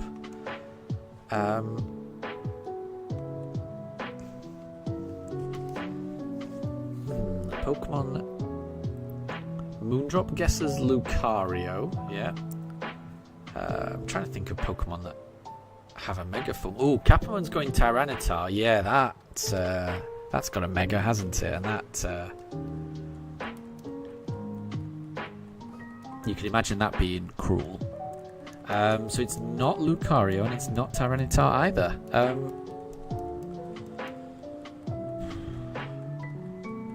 All of the Mega Pokemon I'm thinking of don't look that mean to me. Maybe Metagross. That looks a bit mean in its Mega form. Moondrop's guessing Ordino. I didn't know Ordino had a Mega. And it was Metagross. Okay, there you go.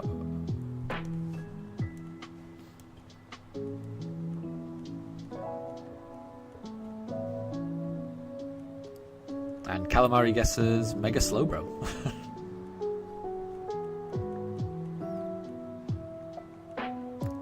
I don't know too many of my Mega Evolutions.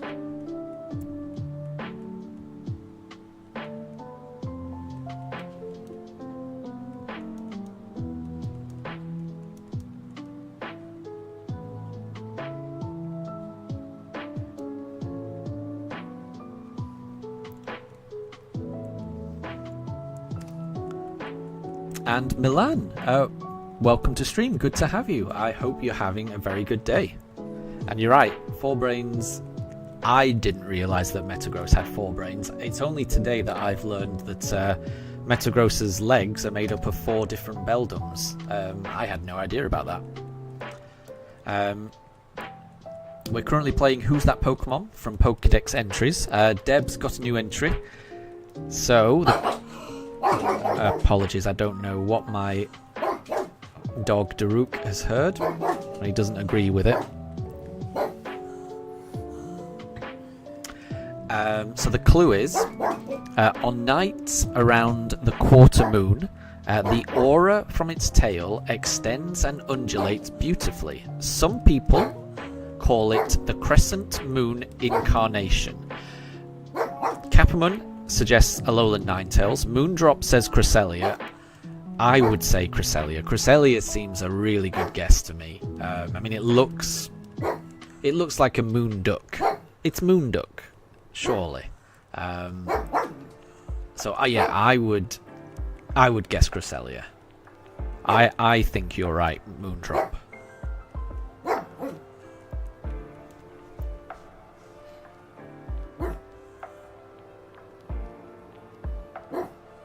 And Moondrop, you're right. Well done. Well done. It was Cresselia.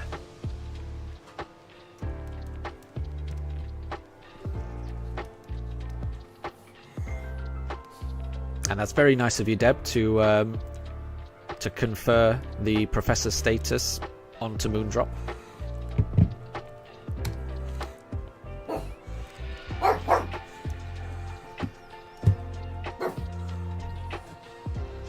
So Moondrop has one. So the entry is, its temperament is vicious and aggressive.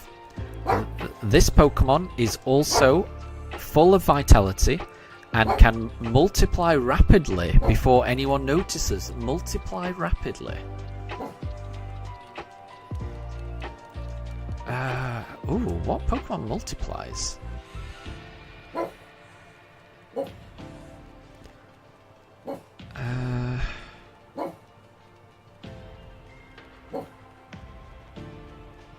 Oh, I'm trying to think of one that multiplies. I'm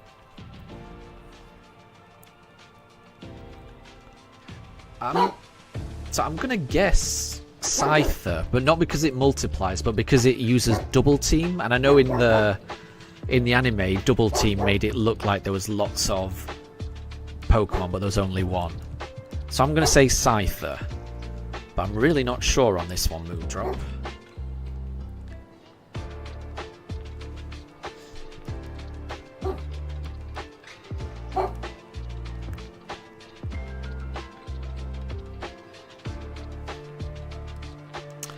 So it's not Scyther. Okay. I'm trying to think of a Pokemon that multiplies. Deb has guessed Barraskewda, but it's not Barraskewda either. Milan is guessing Ditto. That could be it. A Pokemon that multiplies.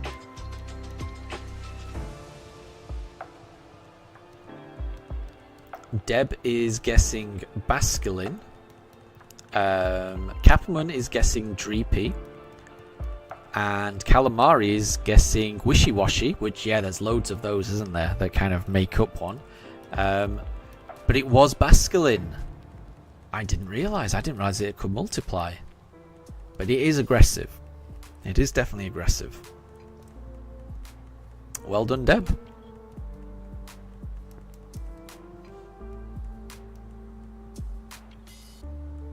That was a tough one. That was a tough one.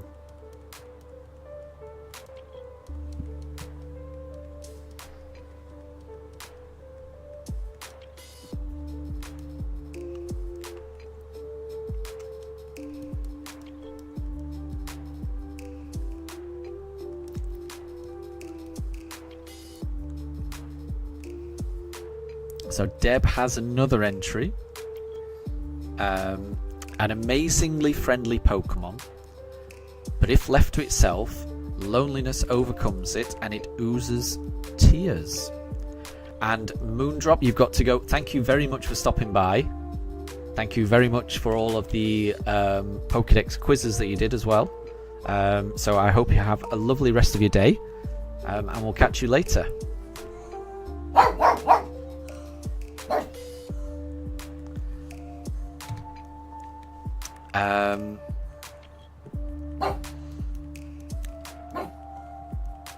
So, a friendly Pokemon, but if left to itself it gets lonely and it cries. A wait. Cubone is described as the lonely Pokemon, isn't it? Yeah, I would go Cubone.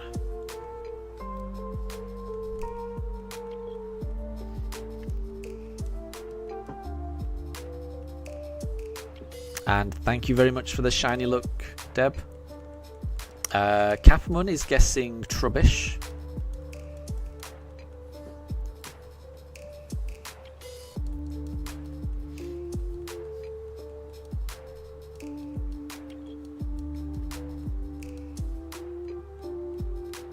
Oh, it's not Cubone. I thought it was. Oh, okay.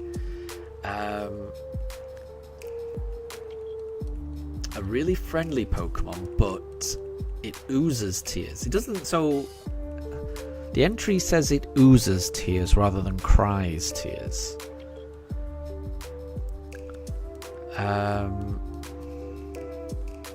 Yeah, I don't think this is an easy one. I can't get it. Oozes tears.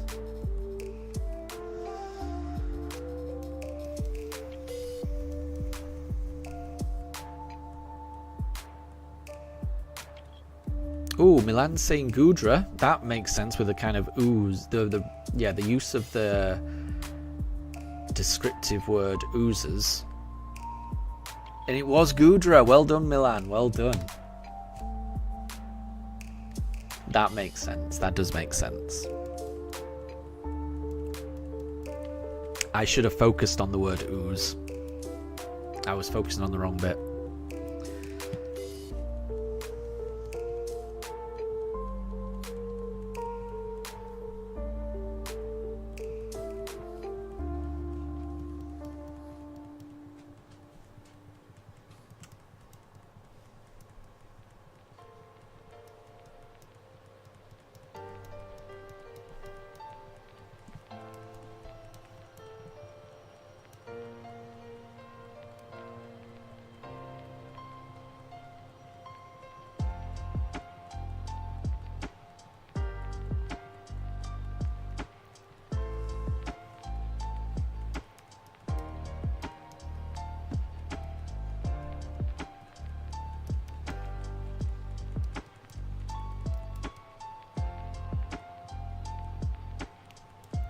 Okay, Capamon's got one. So these Pokemon smell very nice. All wear different flowers, so each of these Pokemon has its own individual scent. I would go Flabébé. They seem to have different coloured flowers whenever I see them.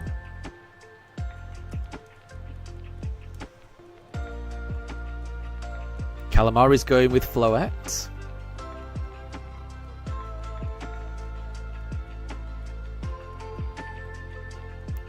Or even Comfy. That's one I hadn't thought of. Yep.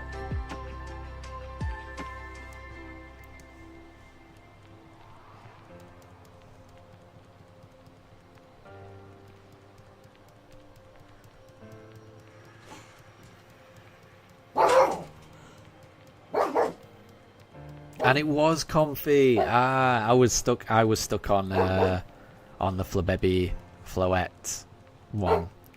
But Comfy does make sense. It's got that kind of ring of flowers thing going on. Well done, Calamari.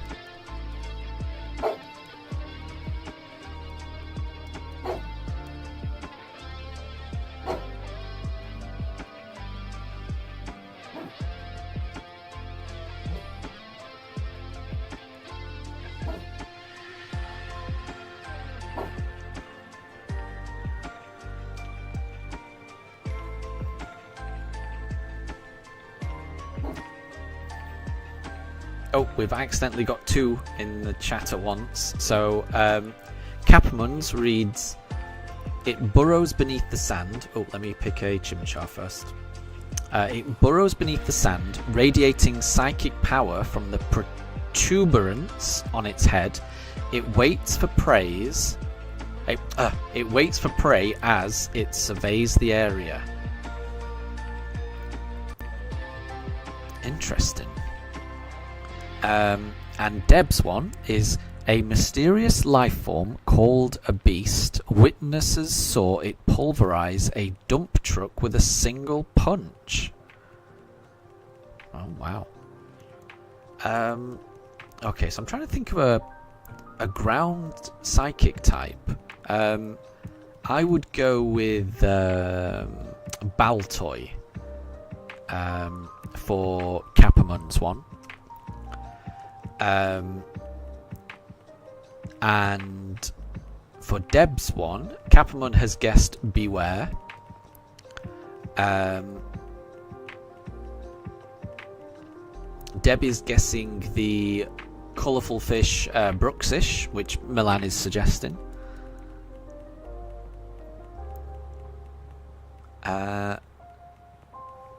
Capamon saying you're right. So I don't know if, does that, Capamon, do you mean is Bruxish the answer, or was I right with Baltoy?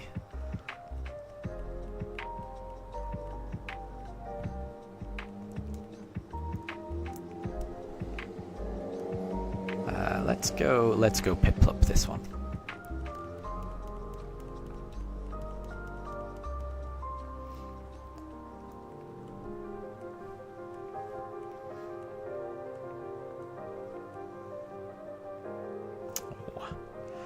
It's not that one though.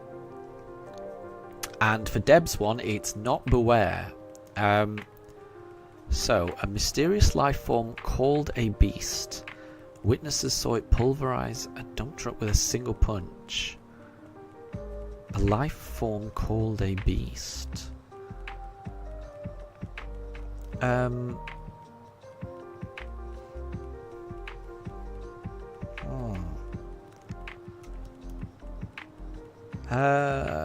I'll go Machamp.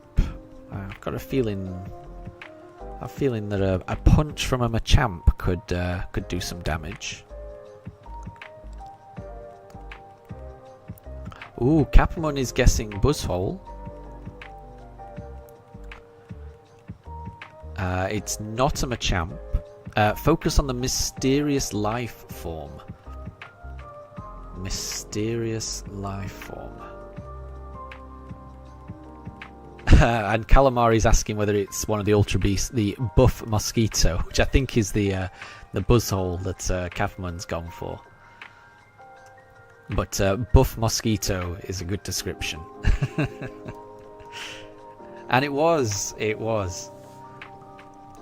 So Capperman, what was the answer to yours? Because there was guesses of Brooksish, I think, as well as my guess of Baltoy. I wanted to know whether I was right or not, or whether it was Brooksish.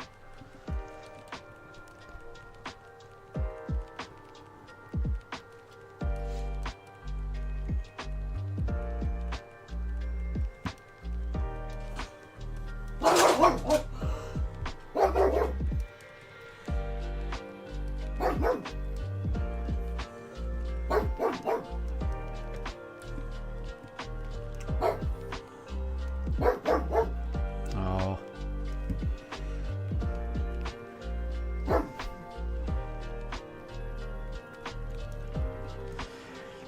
There's currently a car alarm going off in the background, which again, Daruk is not too happy with.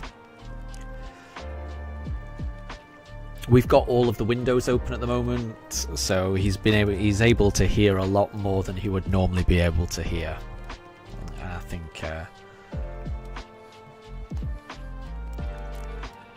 I think he's getting a little bit more anxious than he normally would. And thank you very much, Milan. The pugs are amazing. So that pug that you just heard barking, that's Daruk. He's almost 6 years old. His birthday's in 20 days time, and he'll be 6. And the little one that you can currently see at the bottom,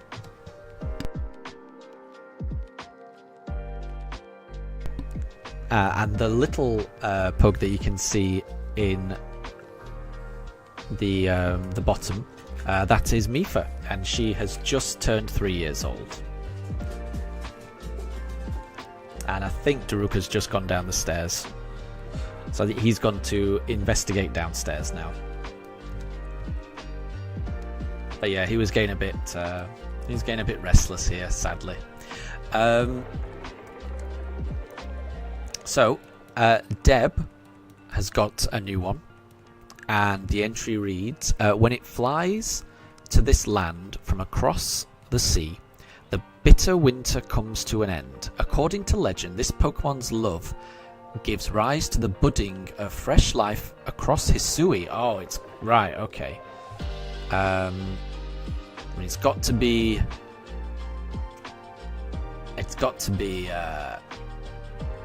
one of the Pokemon from Legends Arceus. What am I doing? There we go.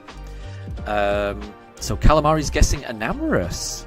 I wouldn't have guessed that, but that makes sense. When it flies to this land from across the sea, the bitter winter comes to an end. How about Shaman? Because Shaman can fly, can't it? And you can get one. It was an Amorous, so it wasn't Shaman. It wasn't what I was thinking. Well done, Calamari. Well done, Calamari.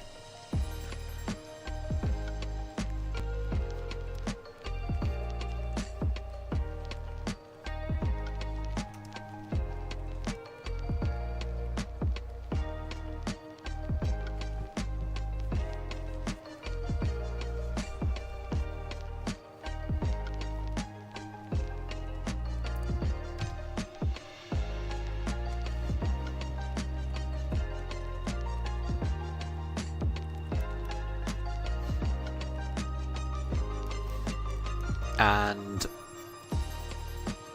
Deb is currently singing the Pokemon theme tune, which was a very good theme tune song.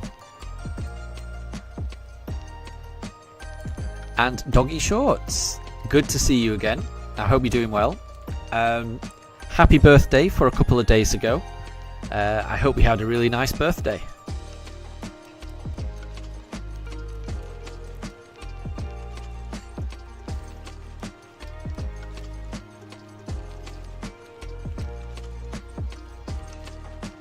And Doggy, I remember you saying that you were going to do a stream on your birthday. I remember looking for it, but I couldn't find it.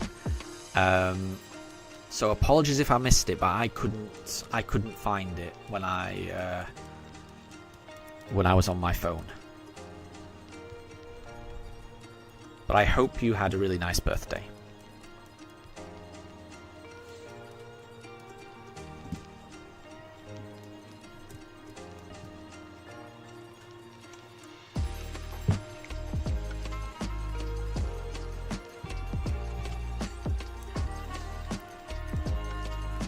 And Milan, no problem at all. Thank you very much for stopping by, and have a wonderful rest of your day. I'll catch you later.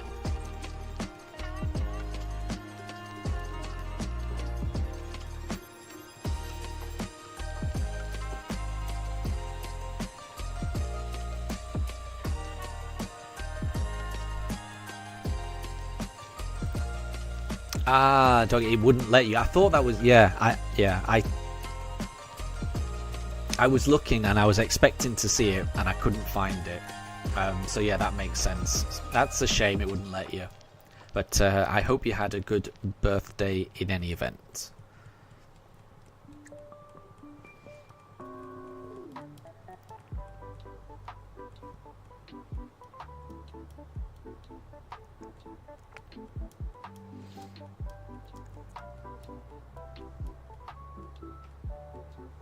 And that is the Team Rocket motto, isn't it?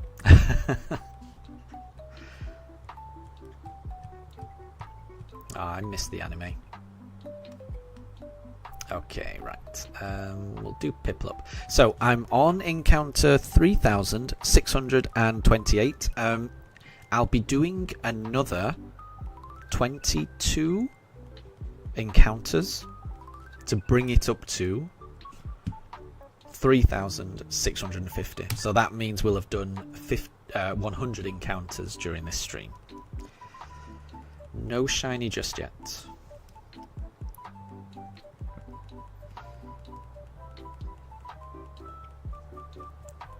But I am inching ever closer to full odds.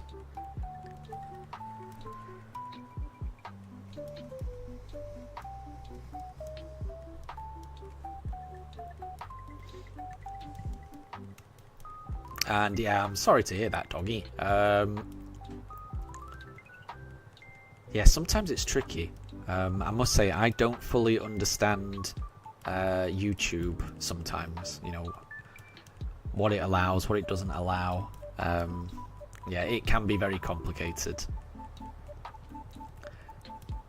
Calamari's guess is that the shiny will turn up on 3,636. I would really like that. Imagine. We're only 7 encounters away from that. And Capamon thinks it might even be 3,640. So two guesses that we might get it within the next 21 encounters now. I hope you're right. I really hope you're right. I can't wait to start playing this. Doggy Short's guess is 3,669. These are all I'll be very happy with any of these guesses.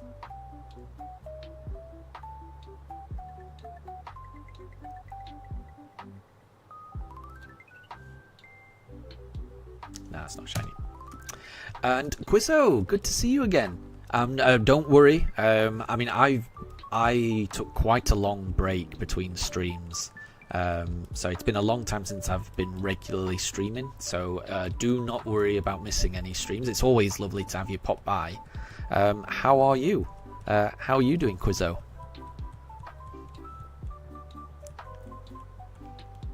And I mean, not much has happened. I'm still searching for this shiny, so you haven't missed much in terms of the shiny journey. We're in the same position,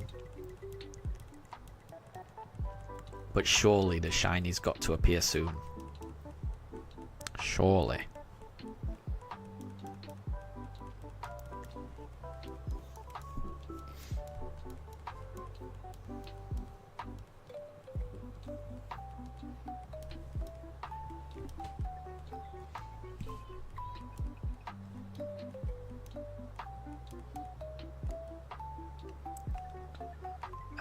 Right, we just did Piplup, I think. So we'll do Turtwig.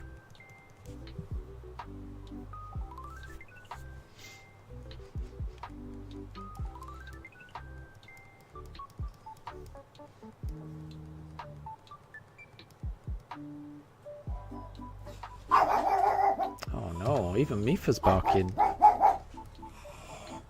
What's the matter?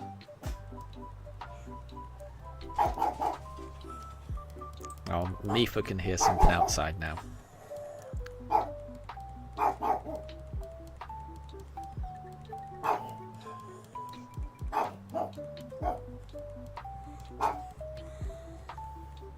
Oh, and Capman, I forgot you'd got the shiny charm in Legends Arceus. Well done on that. Well done. It's always nice to finish off a Pokédex. I'd forgot you had that.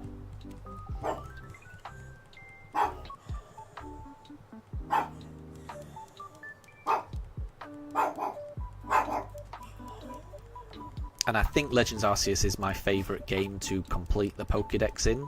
Not just because it's probably the only one you can do with just one game, which is nice, but it's just such a pleasure to fill out the Hisuian Pokédex, because you're doing it in lots of different ways, you know, and it really feels like you're part of like a research project. So yeah, I'm a big fan of Arceus. Good game.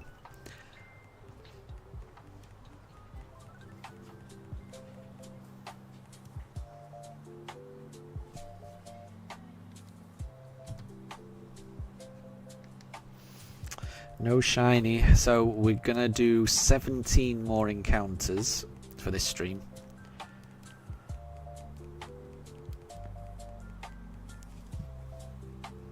Fingers crossed. So Deb asks, Suicune or Entei? I think I would go Suicune. I had Pokemon Crystal back in the day, so I'll always have a bit of a soft spot for Suicune.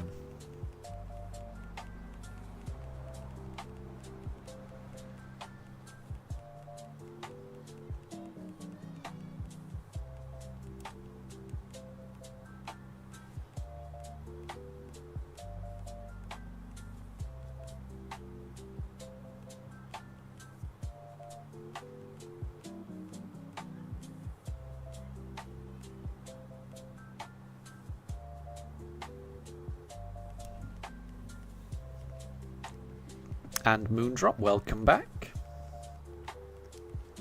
You're just in time for the last 17 encounters. What did we do last time? I forgot. When in doubt, we will choose Piplup.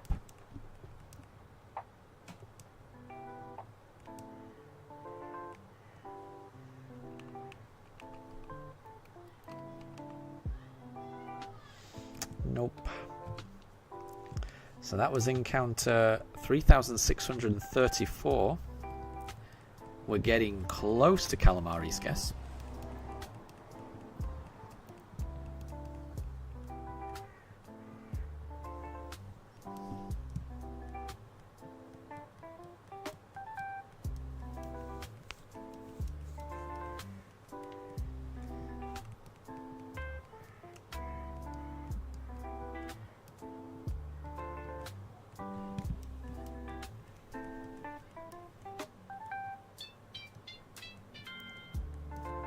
Oh, and Quizzo, you were watching the stream 5 minutes behind. Oh.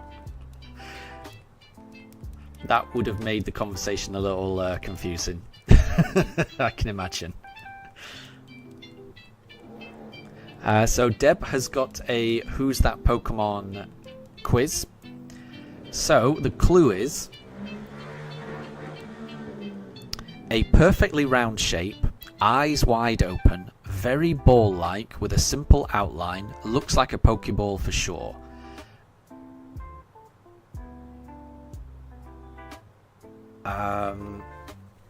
So my thoughts on that are, could it be a Jigglypuff as seen from above. Because that has a perfectly round shape. And it looks like a Pokeball, but it's a Jigglypuff as seen from above. So that would be my guess, Jigglypuff.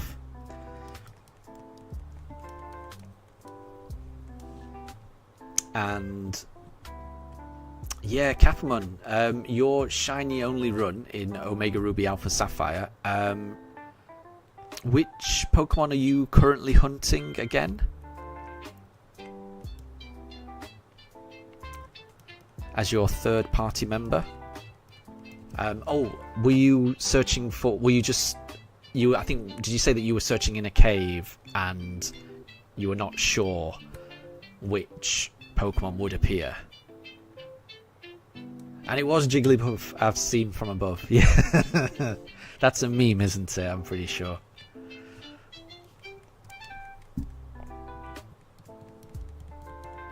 Yeah, whenever you see a perfect circle silhouette, the immediate thought is it's a Voltorb or an Electrode.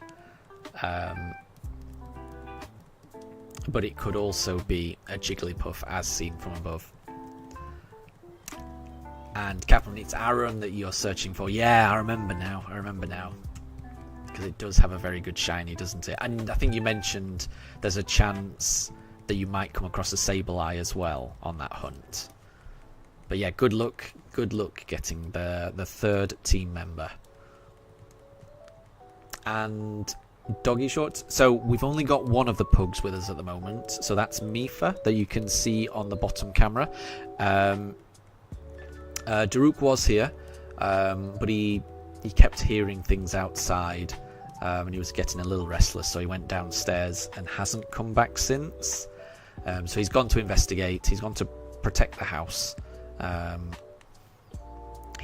not sure he's going to be back before the end of the stream. So this is encounter 3636. So could this be shiny? Could Calamari be right? No, that's not shiny. So we keep going. We've got 14 more goes.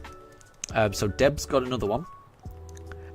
So the clue is large round shape, 2 sharp ears sticking up, 1 large spike or claw sticking out from the side. Looks like it's got a tail too.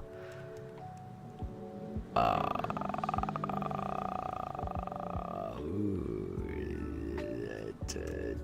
don't know what that would be. 1 large spike. 1 large spike.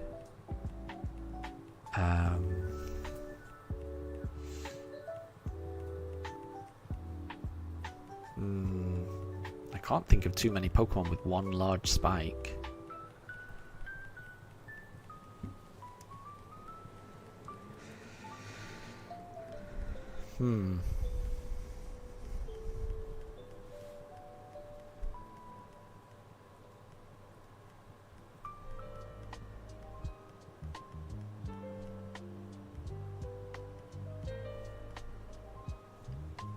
Right, so we did Piplup, so let's do Turtwig this time. 1 large spike. Could it be Nidoking? It's got 2 ears. There's a spike on its head, and it's got a tail, and it's pretty large.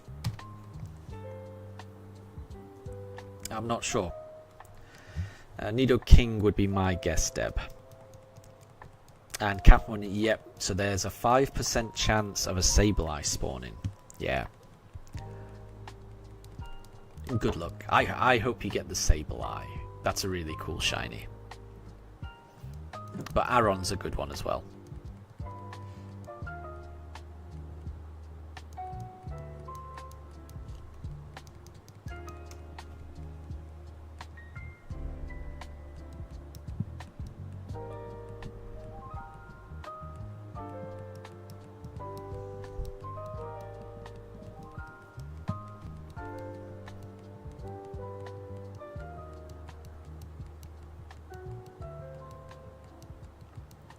So it's not from Generation 1. But it is from Alola. Okay, okay.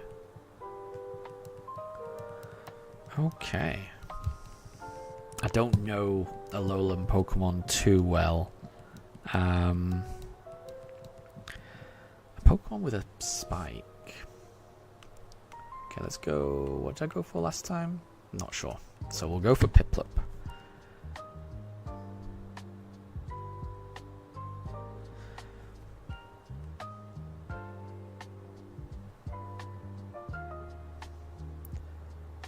No, that's not shiny.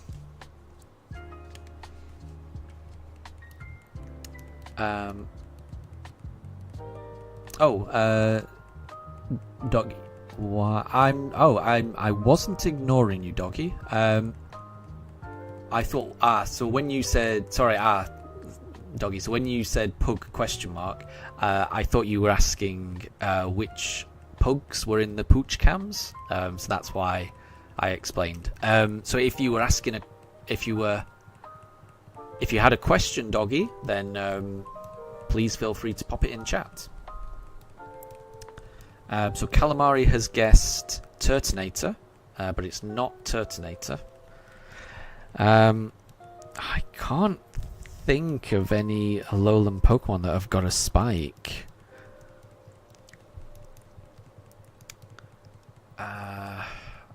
Yeah, I really can't think of any Alolan Pokemon that have got a spike.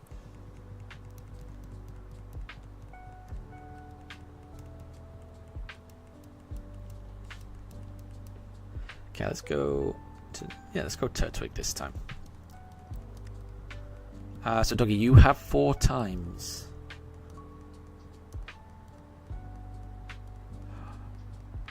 Oh, and the answer was Alolan Raichu. Oh, right. Well, that is kind of Generation 1. That's... okay, fair enough. I mean, it is Alolan, but it's also Generation 1, isn't it? Okay. That's confusing. That confuses my brain. But it was, yeah, it's not actually Generation 1, is it? Because it was released in Sun and Moon. So, there's another one, which is a round bulb-shaped head, 2 large oval ears sticking out the sides, small round arms extending slightly, tiny feet at the base, entire shape is very soft looking, like a plush doll. Overall body is egg-shaped, wider in the middle. Egg-shaped. So egg-shaped makes me think of Marill or Azumarill. Whenever I think of an egg Pokemon, I always think of Azumarill. Large oval ears sticking out. Yeah, Calamari thinks Marill. So I'm thinking Azumarill or Marill as well. That's the egg Pokemon, right? Let's go. Right, so this is guess. I think we are up to it. So this is we are on 3,640. So this was Capamon's guess. So we'll go Turtwig and let's see if we can get the shiny. So it's not Azumarill or Marill. Interesting. Okay. Round bulb shaped head. Oh, but it wasn't Encounter 3640. Okay, we got 4 more goes. 4 more attempts this stream.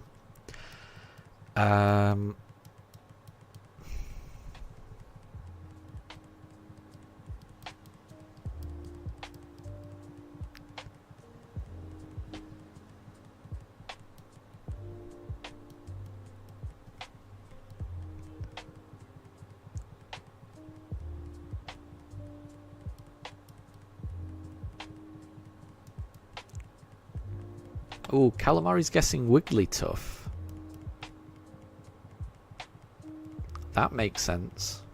That does make sense.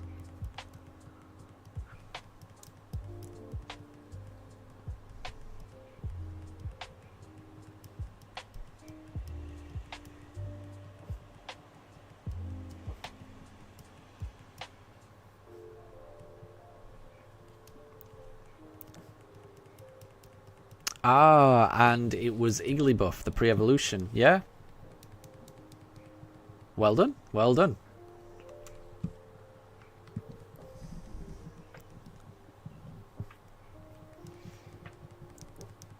Descriptions of how the Pokemon look are tricky. They definitely require some thought. Okay, we've got 9 more goes. 9 more goes this evening. I'll be ending the stream on encounter 3650. There's still a chance. There's still a chance I can get this shiny.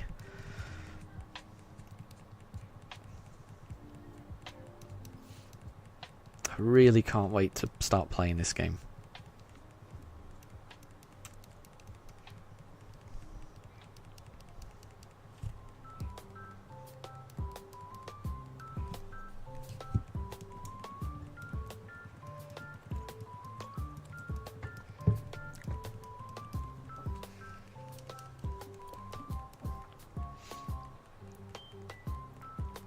So I should be streaming tomorrow, same time, starting the stream at around 5 PM British summertime, streaming for probably a couple of hours. Well, this stream's gone on for 2.5 hours, so I'll be trying to get through another 100 encounters, so I suspect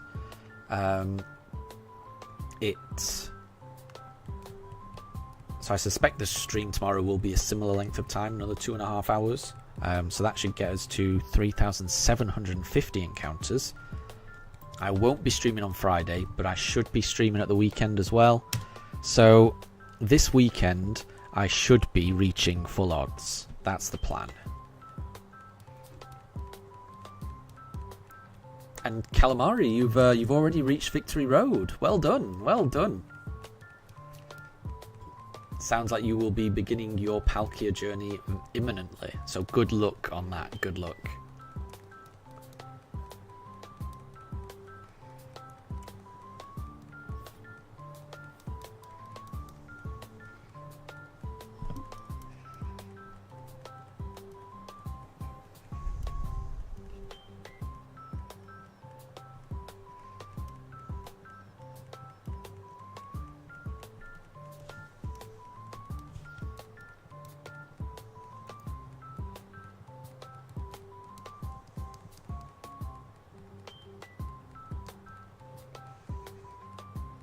Yeah, I really hope you get that Palkia quickly, because I feel like that will be a good omen for me, because it's a hunt I really want to do as part of this run, so I really hope it goes nice and smooth for you, because that will fill me with confidence.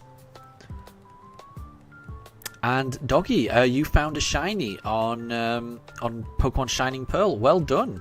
It's always an achievement to find a shiny in BDSP.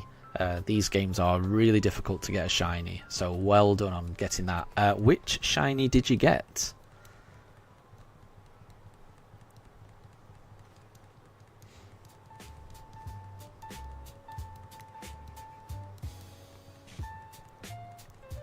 Because yeah, I can't wait to start my Shining Pearl journey.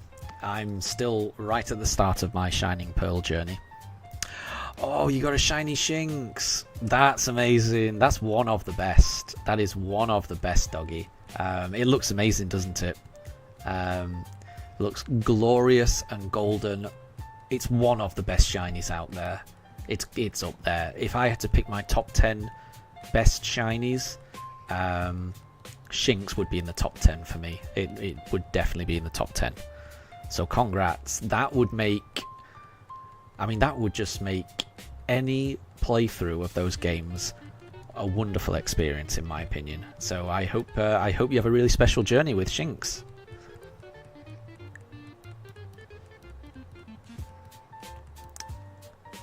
Okay, let's go. I keep losing track of what I picked last time, so we're going to go with Piplup this time.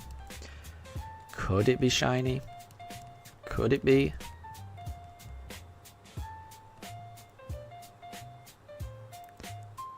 No. Okay, we have 6 more goes though. 6 more attempts. Deb, you were playing Pokemon Sors, S-O-R-S, but you've over-leveled. Your opponents are level 7 while you're 17. Ah, that happens, yeah. It should make it a little bit easier. Nothing wrong with that.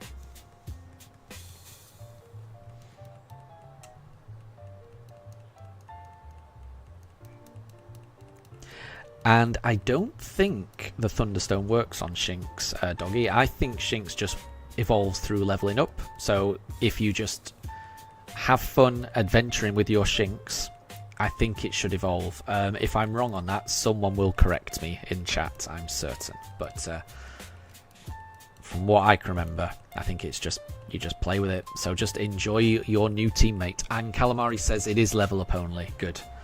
I'm glad I wasn't way off base there.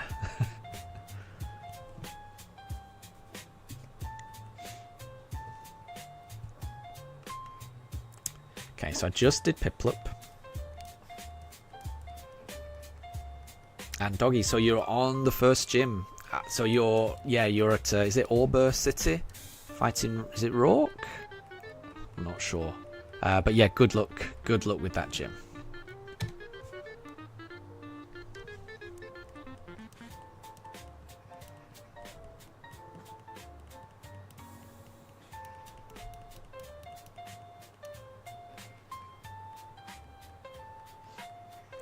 So Deb, your Pokemon are already all the way up to level 17, but you haven't even reached the first gym yet in your playthrough.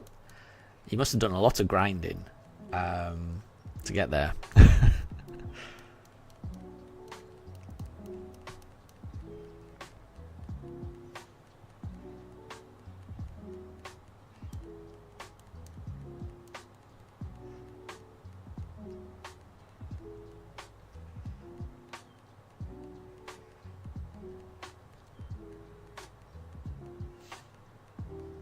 Are you like Ash or Go? I'm not sure what you mean, Doggy.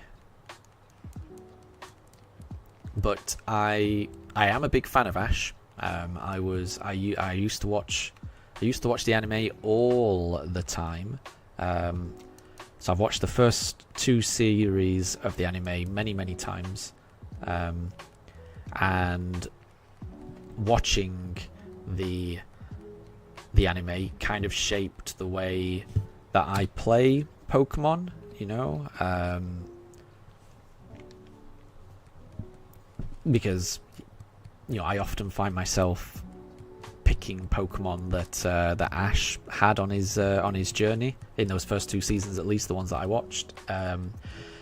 I also sometimes like to keep my Pokemon unevolved, kind of like how Ash had a few unevolved Pokemon. So I won't on my playthroughs. Sometimes I don't always let them evolve, and I quite like that, just because that was something that Ash did, and I used to quite like that. I very rarely give nicknames to my Pokemon, which was again something that Ash never did in the first 2 seasons. I don't know if he did it later on. So Doggy, what you mean by are you like Ash or Go is, am I like Ash as in liking battling, or do I prefer catching?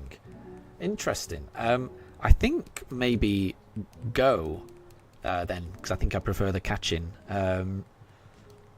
Because I must say, when I played Pokemon Legends Arceus, and you could just creep up on the Pokemon and just throw a Pokeball at them and then capture them that way, rather than battling them first all the time, I did enjoy that. I did enjoy that an awful lot. And I also like the Let's Go games themselves, where you just catch. So I would say a bit of both. So Deb's got a Who's That Pokemon quiz. So it's a picture of a dragon, a cloud, and a lightning. The hint is that it lives in the clouds, ends ancient disasters, and almost never touches the ground. Doggy guesses Rayquaza. Calamari guesses Rayquaza.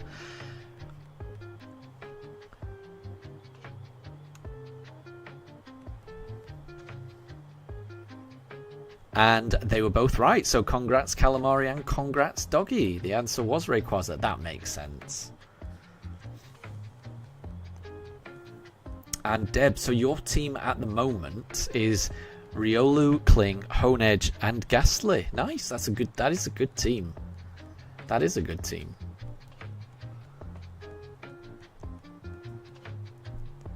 And you were able to level up your Pokemon all the way up to level 17 in just 10 minutes. That's impressive.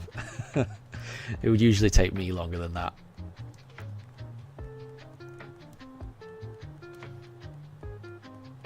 And Doggy, you more prefer the battling. And that's absolutely fair. There is no wrong way of playing Pokemon.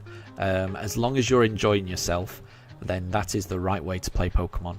So, absolutely. Play the game in whatever way makes you happy.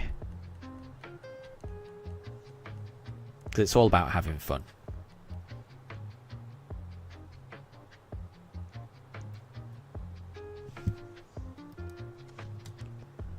Okay, alright, we are down to the last 2 encounters, everyone. So we've just done a Piplup. So let's do a Turtwig next, and then that means we'll do encounter 3650. It will end it on a Chimchar. I hope we can get a shiny this stream, but if not, there's always the next stream.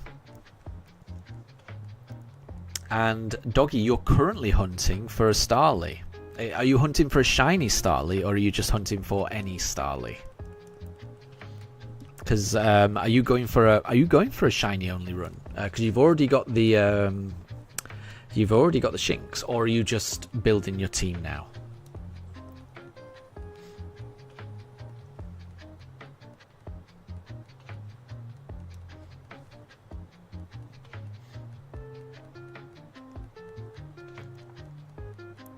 And Doggy, so you are going for a shiny Starly. Well, good luck. Good luck in that hunt. I've found a couple of shiny Starlies on my journey so far, but you can't catch these ones. But I hope the hunt goes well. And yeah, Deb, it does seem like you've got quite a steel heavy team.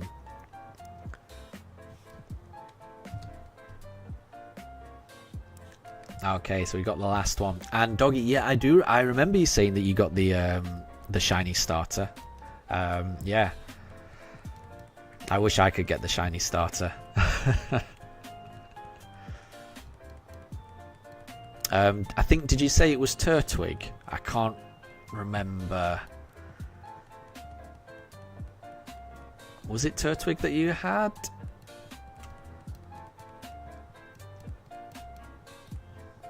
Okay, so this is going to be the last encounter, everyone. So we're going to pick Chimchar. And fingers crossed.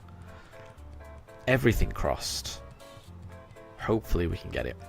So well, yeah, I thought it was Turtwig. So your shiny team so far is Turtwig and Shinx. Those are wonderful shinies. Wonderful shinies. Yeah, good luck on getting the Starly.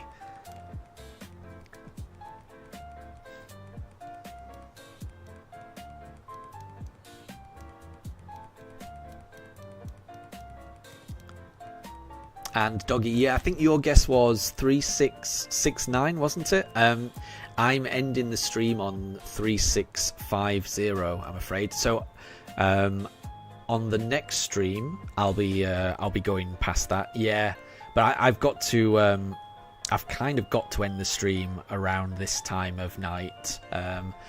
My dogs have their own little bedtime routine that they need to do. There's a few things I need to do around the house, errands and stuff, just to get ready for bed. And I've got to be up early in the morning as well. We didn't get it. We didn't get it. So that was encounter 3650. So Doggy, yes, your guess of 3669, that will have to wait until tomorrow. So I will be streaming tomorrow at around 5 PM British summertime, so the same time this stream started. And yeah, fingers crossed. Fingers crossed we can get it. But if not, I will be streaming over the weekend, and I can generally get through quite a lot of encounters over the weekend on this newfangled Switch 2 device. So I think we're going to go past full odds over the weekend. So there's a chance that we find it, and I really hope we do find it. So thank you to everyone who has joined today. It's been lovely. I hope you all have a wonderful rest of your day, and I'll catch you maybe tomorrow if you're around. If not, I'll just catch you later. So once again, have a lovely day, and I will catch you all next time. Okay, bye everyone.